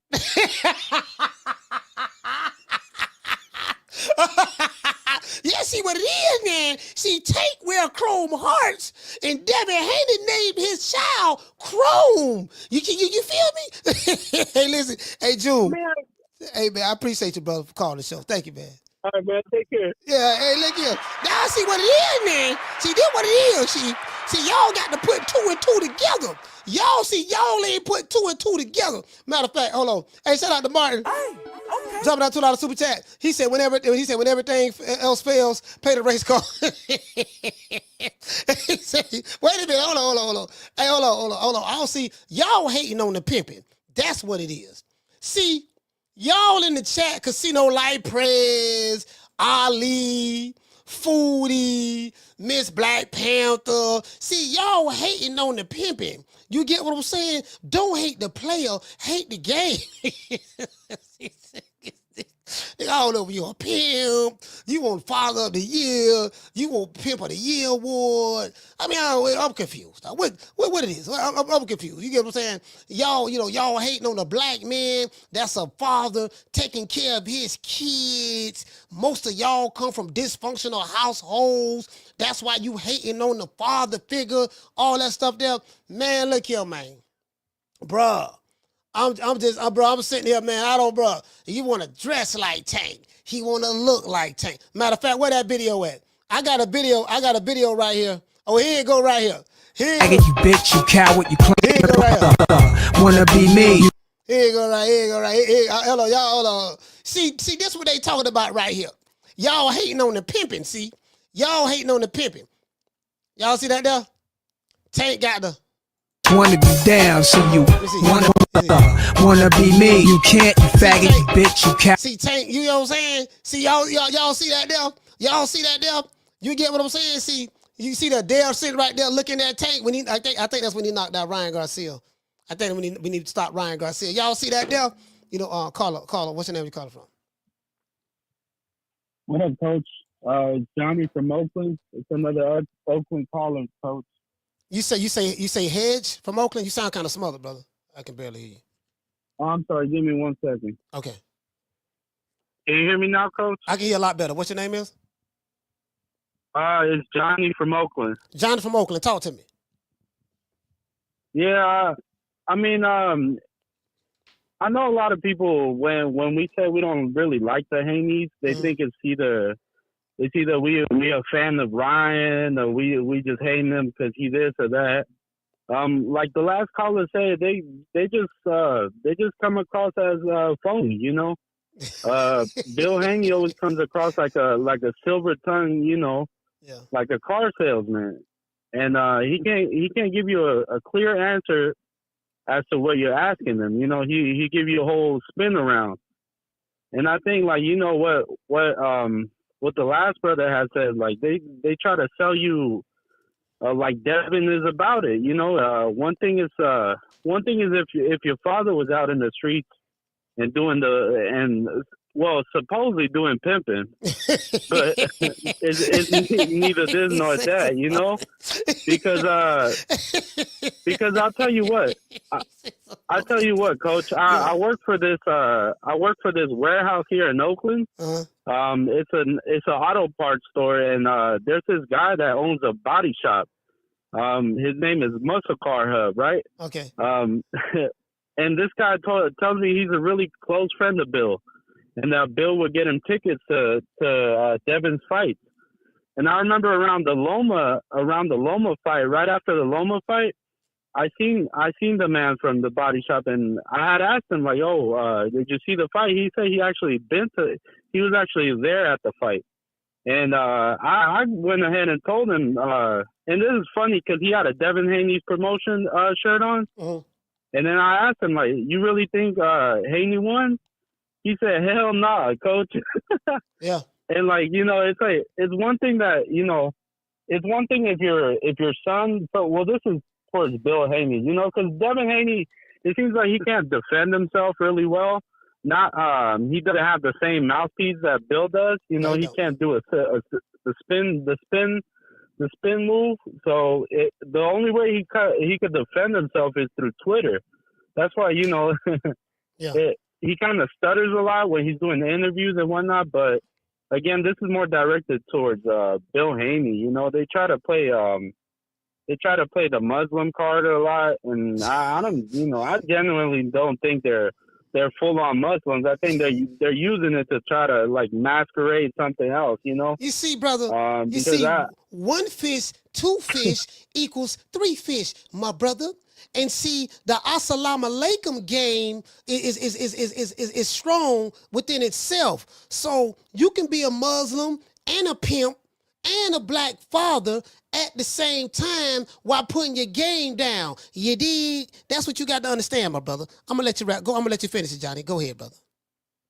Coach, yeah, the one thing, like I said, is just you can't take Bill Haney seriously when, like I said, he preaching the Muslim joint, but then again, you know, your own son is falling in love, wedding, and having a kid with a sex worker. You know, you're preaching being Muslim and you're preaching the pimping. It just don't make sense. So all this, I wouldn't call it hate for myself. You know, like you said, others call it hate, but you're just keeping it real. They're keeping the same attitude they like to keep with others. You know. Yes, sir. So that's all I got to say, Coach. All right, man. Salute. Hey, look here, man. Hey, shout out to Johnny, man. Look here, man. Assalamu alaikum to my brothers and sisters in the chat. See, you get what I'm saying? You know, but when you're pushing the P from deep East Oakland, you dig, you got to have the prayer rug and that beautiful white woman on top of that, and we got to live in the mansion, and we got to be, I think, Oscar Dela Hoya said that he is the president of the Homeowners Association, not president of Neighborhood Watch. Carla, hold on. He said Bill is the president of Neighborhood Watch. Now, again, some people may look at that as a police role in a local community, but Bill, if he wants to be the president of the Neighborhood Watch in his subdivision in Henderson, Nevada, I can't really fault the man for that. The man want to be the president. You get what I'm saying? So he get to know everything that's going on in the neighborhood. He may have to make a phone call or two to the cops if things get out of hand or whatever. Neighborhood watch, that's what you're supposed to do. You know what I mean? So if he the president of that, he the president. Ain't nothing wrong with that. I don't know why Oscar went off on him on that. Carla, what's your name? Where you calling from? Hey, what up, Coach? It's Fee. Fee, what's going on with you? Hey, nobody don't hate Bill Haney because he's black. And a lot of people like to throw up all these other boxing dads. And to me, you already know I can't stand them. They all, do the most to me. But one thing I can say about all of them, including Schofield, was that he knew when to make an exit. Yeah. When things got hot and it started affecting his son, and people started side-eyeing his son about some things that happened, he knew to bag back. Yeah. You know what I'm saying? Because the reputation of his son is way more important than trying to prove something to the public and maintaining that, his keeping his son's respect also with how he carries himself. You get what I'm saying? And now when you look at all the interviews with kids, his dad is still there. However, he has to kind of pull his dad in. Come on, Dad. You get what I'm saying? And I like that. You know what I'm saying? Because that let me know, and I don't really care for him either at all. I don't care for him at all. But the fact that how he handled himself and he knew when to take an exit is why people respect all these other dads. Even Floyd Sr. used to be a mess too. They done jumped in the ring at the Zab Judah fight. Him, the uncle, all of them jumped in the ring like it was real extra. But they knew when to take a back seat and relax. You know what I'm saying? All of the dads do. Bill seems to be the only one who say, "I'ma smash the gas." You know what I'm saying? And because of that, people don't like it. You get what I'm saying? And like you said, whether he smashed the gas or not, people still gonna have something to say. But it'll be better if he just pull back and take an exit and do all the talking behind the scenes. You know what I'm saying, for his son's career. And but that's kind of hard. That's kind of hard for him. Bill like the spotlight though. No, Bill, he do. Bill and like that spotlight. And see, we will all respect him if he just come out and say that, nigga. Nigga, say that then. Yeah. Say that, my guy. Say, listen, I'm gonna say I help raise him. For example, my children, they're amazing children. I'm that parent that I'm not gonna steal their shine. I stay in the back. But when it's my time to speak and say, "Are you happy?" Yes, I'm super happy for them. They're amazing. You get what I'm saying? Right. Them my kids. I'm gonna live through them, through their success, as far as sitting back, watching them and supporting them that way. I'm gonna say what I need to. Yeah, these my kids. You know what I'm saying? But I'm not gonna steal no spotlight for them because I don't want their spotlight. If that's the case, Bill, create your own lane. You popular, create your YouTube channel where the life of being Devin Haney dad, and that's your lane right there. Yeah. Don't steal your son's spotlight because that's how we all feel, my guys. Point blank. And you could go around all these channels trying to say it. People calling up here, I don't know what channel they think they call up to, respect to everybody. But on this channel right here, we don't do that race card stuff. I don't think. Do we, Coach? No, don't do that. I ain't. That to me. Yeah, we'll do that race card. Oh well. That's the victimology. He highly melanated. See what it is. We got the collective eyes because he highly melanated. 70-30 take what we give you type stuff. No, nigga, we don't do that up here. We call it spade a spade. You know what I'm saying? Nobody don't dislike Bill because he's black. Period. Nobody ain't dissing Bill because and being hard on him because he a black bossa dad. We let all the other dads slide. No, we wear all them out too.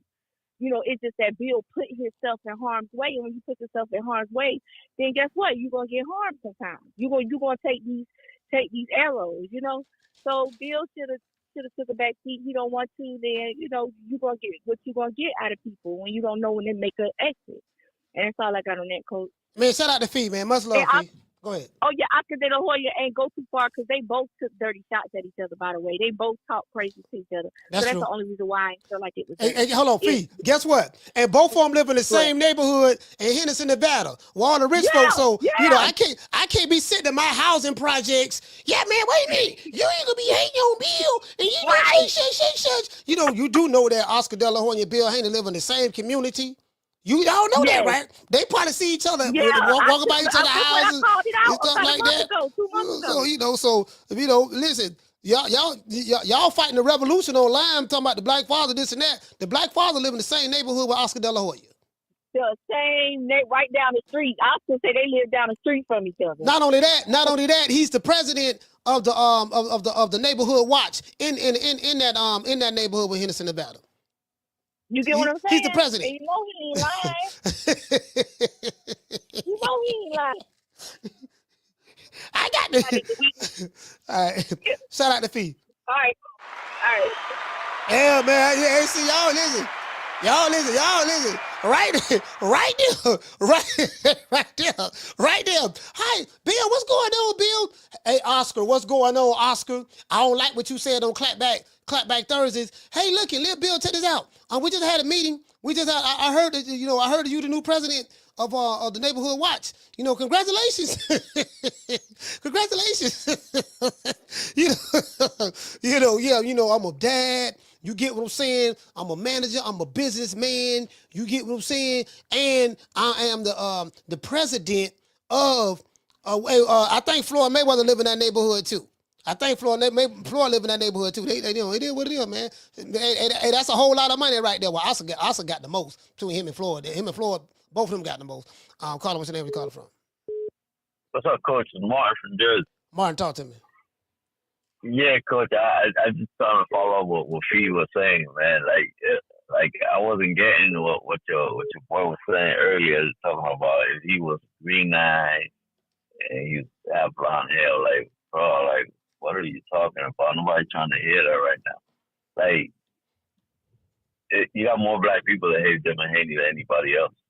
Well, the black people that hate Devin Haney, according to the people who support Haney, the black people who hate Devin Haney, they are coons and sellouts. See, they cooning when you hate the black man, but those same guys who say that hate Crawford. They hate other black fighters who don't give them interviews and stuff like that. So they like to pick and choose when they want to play the race card, and they project what they do like they do to other fighters, other black fighters. They hate Shakur's and this and that. So anytime they say that, I know where they come from.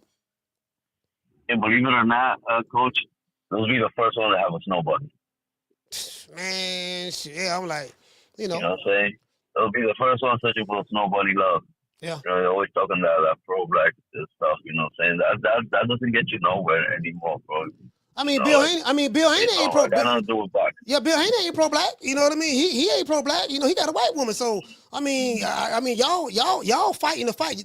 I think what happens is a lot of these people who support the Haneys, they trying to put a jacket on Bill that he's not, because he plays the role. He plays the pro-black one. He Talcum X 1 minute, then he feel more slim another minute. He pimping his pimping. Then he's the advocate. 1 minute, power to the people. Then, from the hood, deep East Oakland. Then it's alhamdulillah. So, he wearing so many hats, and that's what it is. And it's like, I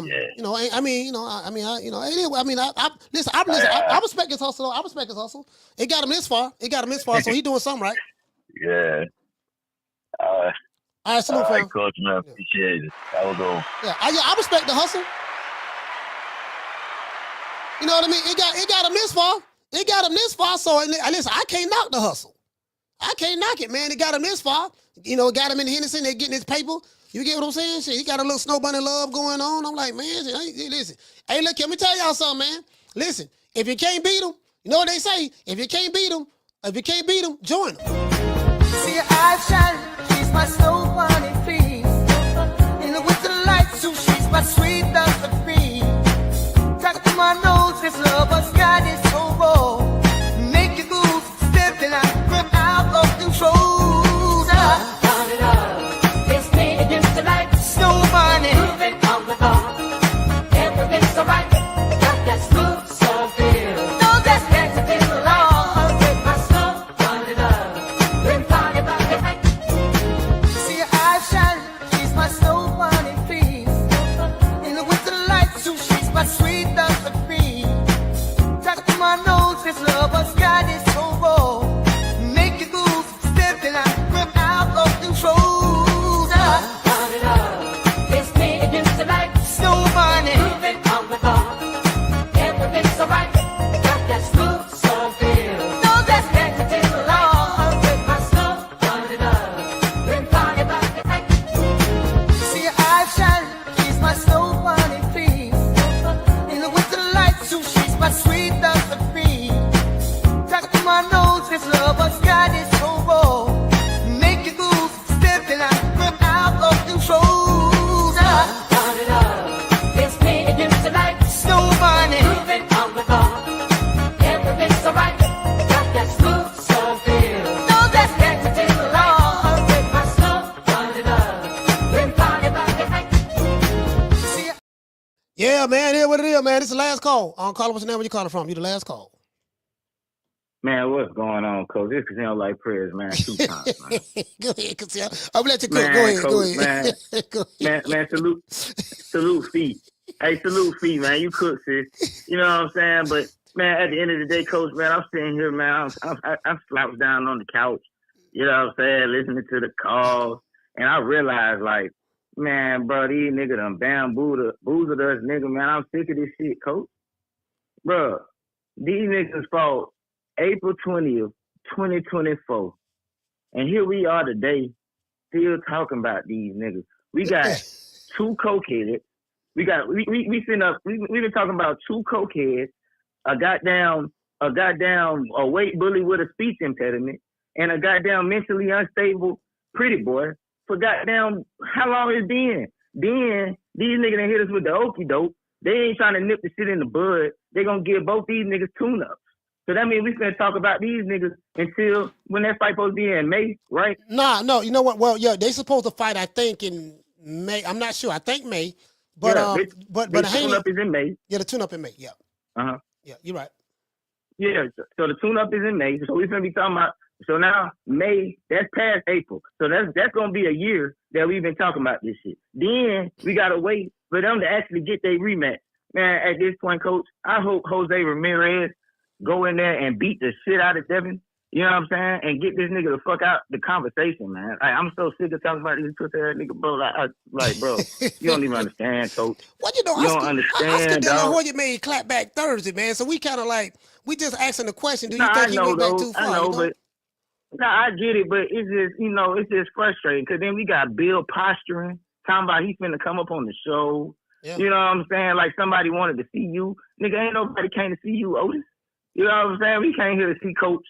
You feel me? But it's like, bro, the nigga got down. He gonna pop up at some point. You know what I mean? It's like this nigga, they roaches, man. They just like roaches. You can't get rid of these motherfuckers. So I'm hoping that Jose Ramirez upset the motherfucking apple cart and get this shit over with, dog. Like real talk. So you got your this net, shit. Soto. You Get got your this net. shit. Hey, if Jose Ramirez upset the apple cart, that's gonna give us even more to talk about. Oh yeah, but that won't last. But at that point, they won't have no argument. You know what I'm saying? You know me, Coach. Like I was pissed off when Ryan popped because remember they disappeared. They disappeared, dog. Yeah, they only for a while. They only show up when they feel like they got a pussy ass leg to stand on. You know what I'm saying? This time I don't want no legs to stand on. You know what I'm saying? Turki Alashihk ass talking about he want to make it a trilogy. Hell no. We don't need no trilogy. We need to nip this shit in the bud. Y'all niggas need to throw hands, get this shit over with, drug testing each other, goddamn get this shit over with, because I'm sick of talking about y'all niggas, man. Y'all niggas posturing, y'all niggas postured like that y'all wanted to goddamn uphold the integrity of the sport, and we goddamn we gonna sue. We got a lawsuit. Then for a little bit of change, y'all niggas done dropped the shit. You know what I mean? Like at the end of the day, bro, these niggas some bullshit, man. I want to see the hands. Who throwing hands? Now yo anyway just put a nigga to sleep. Yeah. He just put a nigga to sleep, and we up here talking about this posturing ass fake pimp, fake Muslim ass nigga, man. Man, bro, these niggas, man.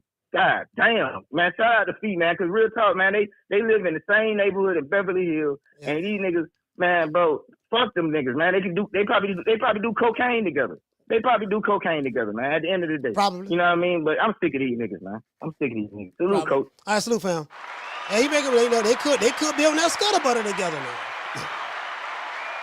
You know what I mean? That is true. You know that that what I'm trying to tell y'all. Like you be sitting here arguing for these dudes, and I'm like, man, he probably him and Oscar probably together right now.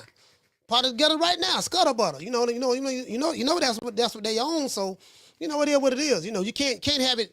You can't have both ways. Let's give everybody a round of applause.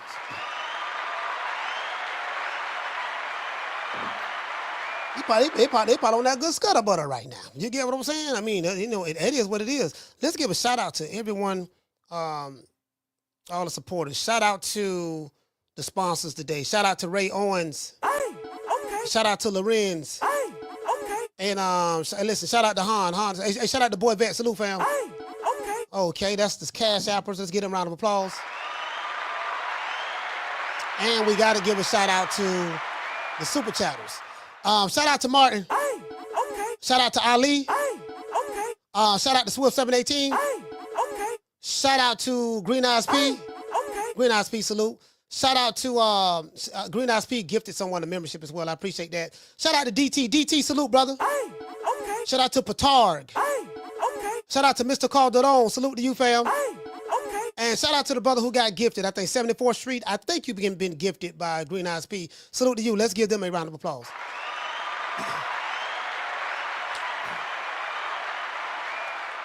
Yeah, see what I do, I point out the contradictions and the double standards and the hypocrisy and the fake outrage and all that stuff there.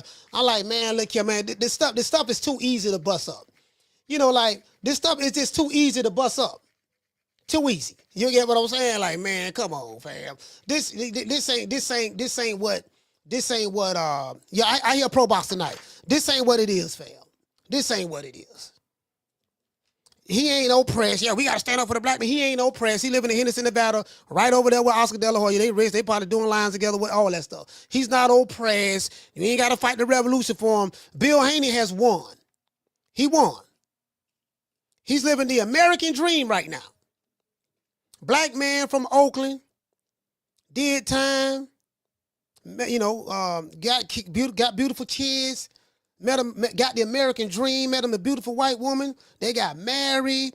They living well. She probably got good credit, all that. He live right same neighborhood with Oscar Dela Hoya in Florida. He living the American dream. He ain't no press. He all right. He's a big boy. Bill a big boy. He'll be all right. He can handle it. He like it. He like it. That, you know, it is what it is. You feel me? You know, so that's all it is, fam. It ain't nothing more, nothing less. He got the fight he wanted, Turki Alashihk, and he's living the American dream. You get what I'm saying? So it is what it is. You know, just got to throw that out there. You know, so, you know, it ain't nobody been wronged here. There's no victims. None of that. All of them rich. Shout out to Brady. Shout out to Brandy. You know, hey, Brandy, what it say? You said Bill be up all night off that snowflake, looking through Oscar's window, neighborhood watching. Hey, Brandy.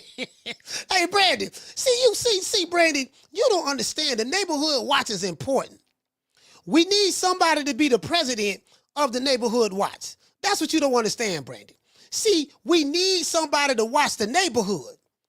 We need, hey, listen, shout out to Miss Parker. We need somebody to watch the neighborhood. If Bill is the president of the neighborhood watch team organization in his community, as CJ would say, what's wrong with that? The man, you got to sit back and watch the community. You have to make sure, guess what? Hold on, guess what? Y'all talking that revolution stuff. Guess what? When Bill Haney watching the neighborhood, guess what? Guess who he looking out for? He looking out for niggas. True. He ain't looking out. If he the president of the neighborhood watch. He ain't looking out for the person who he married. He looking out for mother look like me and you. Hey, I gotta make sure. Hold on, man. What man doing coming over here with that box Chevy? Man, he got a Chevy with hydraulics. What he doing over here? Man, honey. Yes, baby. Honey, look, do you see that? Yes, honey, I see him. Is that hydraulics? You know, he ain't coming to see Deb, is he? No. Baby, get the phone. Get the phone, baby. Baby, get the phone. Yes. Yes. Who that is over there? Who that is? They going to see Floyd? No, don't think they going to see Floyd. You sure? Yeah, I think Floyd out of town right now. Yeah, who that? You get what I'm saying? So you gotta have somebody. You gotta have somebody that's watching the neighborhood. That's all I'm saying. You have to have somebody that's watching the neighborhood. That's all I'm saying, sis. Ain't nothing wrong with that. We got to sit back and make sure. We got to make sure now, because, listen, I'm going to tell you something.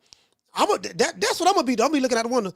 Hold on, I don't know who these niggas is right here, boy. But, boy, I'm trying to tell you, boy. If I see about 3-4 of them, you know what I mean? I'm finna, hey, man, who y'all come to see, fam? Now, what you mean we coming to see? Nigga, what the hell you talking about? Okay, don't worry about it. Hello? Yeah, I'm the president of Nick Sack Promotions. Yeah. I'm over here in the neighborhood, watching the neighborhood. I see some strange activity going on. You do? Yeah, I don't know who these niggas are. You see the zip code we at, right? Listen, you see the zip code. Oh, yeah, you in the good part. You in the good community. Yeah, that's right. I need y'all to get here ASAP. Police gonna be there in 2 minutes flat. True. Hey, they live in one of them neighborhoods where they arrest you first and ask questions later. So we need you to cuff up. We need you to cuff up. Him and Oscar sitting right there. Hey, Bill, what are you doing, Bill? Oscar, don't worry about it. I got him. You got him, right? Yeah, I got him. Okay, that's what I'm talking about, Bill. Hey, you gonna drop the lawsuit? Don't worry about the lawsuit right now. We gonna get to that. I talked to Prince Turki. We gonna get to that. Well, you know he's not a prince, but don't worry about that. Turki got the money, but I'm finna send man to jail. He ain't got no business being over here in this neighborhood. True. That's how that go down. You hear what I'm saying? Listen, I'm just telling you what it is. You know, let me show y'all this here, man. Shout out to the Facebook. Hey. Yeah. Ooh, that look good.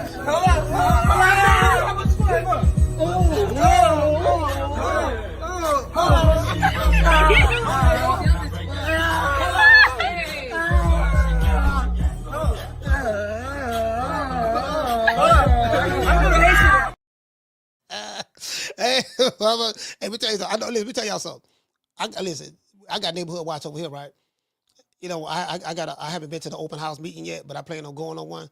Listen, they calling the police over here. I can tell you that, right? They calling the police over here. Man, look here, man. Hold on, wait. You saw what's going on over here? Yeah, what's going on, bro? Listen, I'm telling you, bro.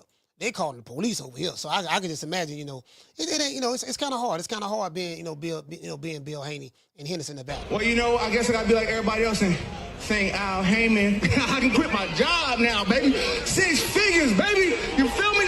But a name. Do you have a name? Oh, nah, I ain't got no name, you know. Name them names, man. They know who they is. Name them names, please. The names need to be named. They know who they is. The Mexican monster.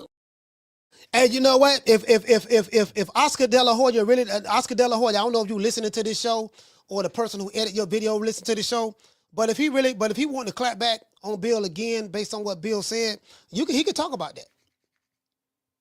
Bill, you can't say 1 minute you a pimp, you know, you pro-black, you Black Panther, and 1 minute, but hey, you married to a white woman at home. What part of the revolution is that, S.A.? You get what I'm saying? He can say that, boy, that right there, boy. Ooh, Lord have mercy.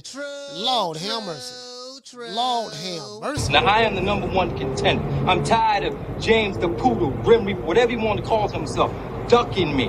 All right, I'm tired of man driving around town in 8 Rolls Royces. He ain't fought nobody. I'm still in a broham. Yes, sir, it is what it is, man. Shout out to everybody, man. We did this right here for the hood. I want to thank the whole hood who came out here. I love y'all. I did this for the hood. Y'all know I beat that boy. You know, we did this for the hood. We did this for the hood, man. We did it first, and we motivate even the greats. We did it first, and we motivate even the greats. This is different. Yeah, man, it is what it is. Them just 2 millionaires who live right next to each other. You know, of course, Bill ain't in the same tax bracket as Oscar De La Hoya or Floyd. He ain't nowhere near that. But I'm saying they're just millionaires living their best life. That's all it is. That's all it is. Nothing more, nothing less. You get what I'm saying? You know, nothing to see here, folks. And who's the next big star under Mayweather Promotions?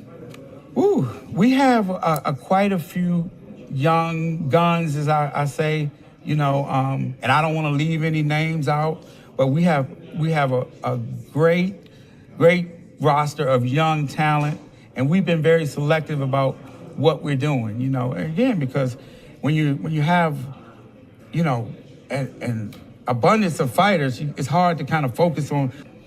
When a big fight is to be made, it has to make sense for both sides. No promoter or company is going to put their guy in an event with everything to lose and nothing to gain, especially when we talk about this. You know what I'm saying? Interesting.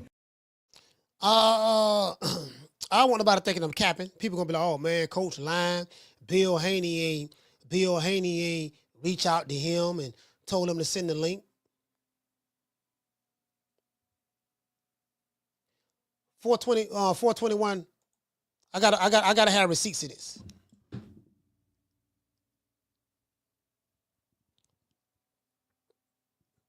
Y'all see that?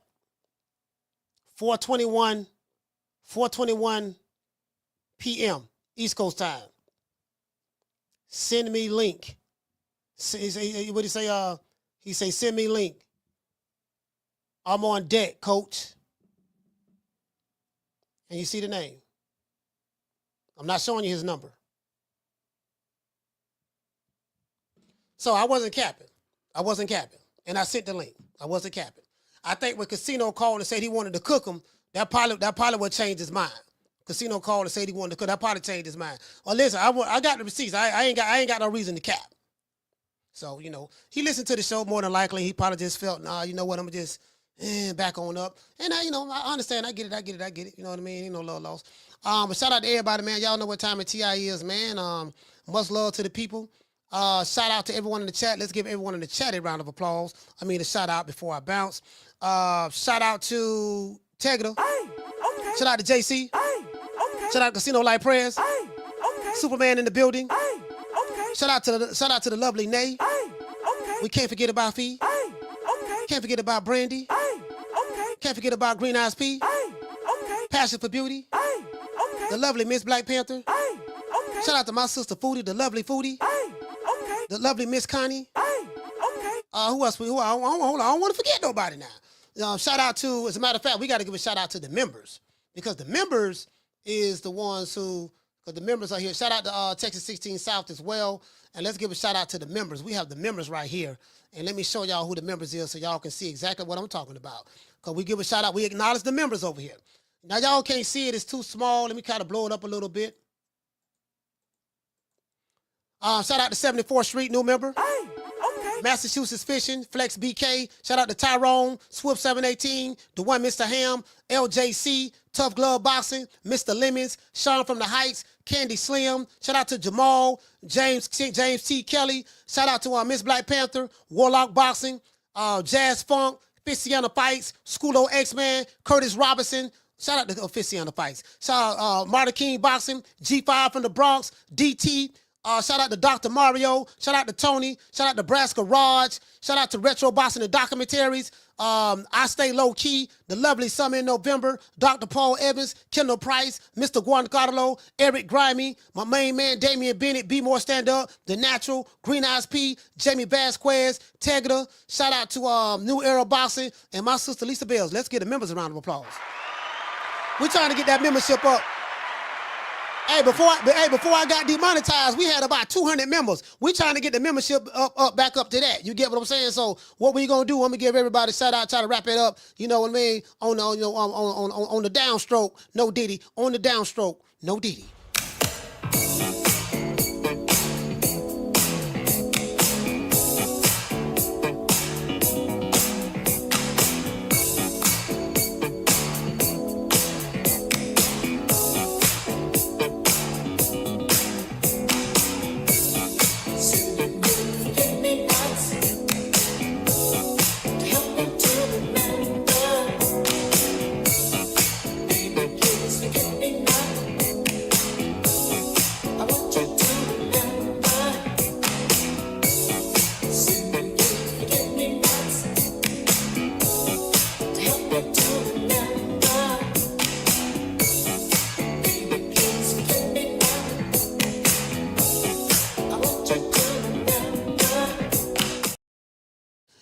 I just got to show the receipts because I don't want nobody thinking I'm capping. You know me, I don't cap. I'm gonna show the receipts. Shout out to the lovely Miss Parker. My main man Keith Bulldogs. JC in the building. Shout out to Mr. Giancarlo. Unlace shoes. We going live tomorrow night now. Don't meet me there, beat me there. We going live tomorrow night. We going live for the Diego Pacheco and So Cold Steve Nelson fight. We going live. We did a show on it yesterday. We going live tomorrow. We going live. We went live this morning. Caught the fight in Japan. You know, we international, baby. We trying to get some of that yen. We trying to get some of that Japanese money. That's what we trying to do. We need some more Japanese fans. That's what we need. Konnichiwa. We need some more Japanese fans. That's what we need. We need some more from Japanese fans. We need some Arabians over here as well. You know, you can come with the prayer rug and the turban. I don't care. We need some of them too. We need some our brothers from the continent of Africa. We need that. We need some fans. You know, we need some fans from China as well. You know, we got to become more international. You get what I'm saying? We need some more Mexican fans from Mexico. We got to get them from all over the globe now. That's the goal for 2025. Right now, we got to go international. We trying to go international. You get what I'm saying? I want you to say, Miss Paul, you say get a red note account. Hey, what's red note? Hey, send that to me. Because I'm going to forget. Red Note. I'm gonna look that up. What's Red Note? I don't even know what that is. But I get a Red Note account. Shout out to everybody in the chat. Y'all know what time it TI is. John, Miss Black Panther, Tegra, Mr. Guancarlo, Schoolo, Wole, Ali, Cook Corey Bradley, Cooking with Sir Senior. I see you guys on the next one, man. Y'all know what time it is. You know my motto. Don't meet me there, beat me there. Peace. Holla at y'all, man. Man, I'm out of here, bro. Let's go.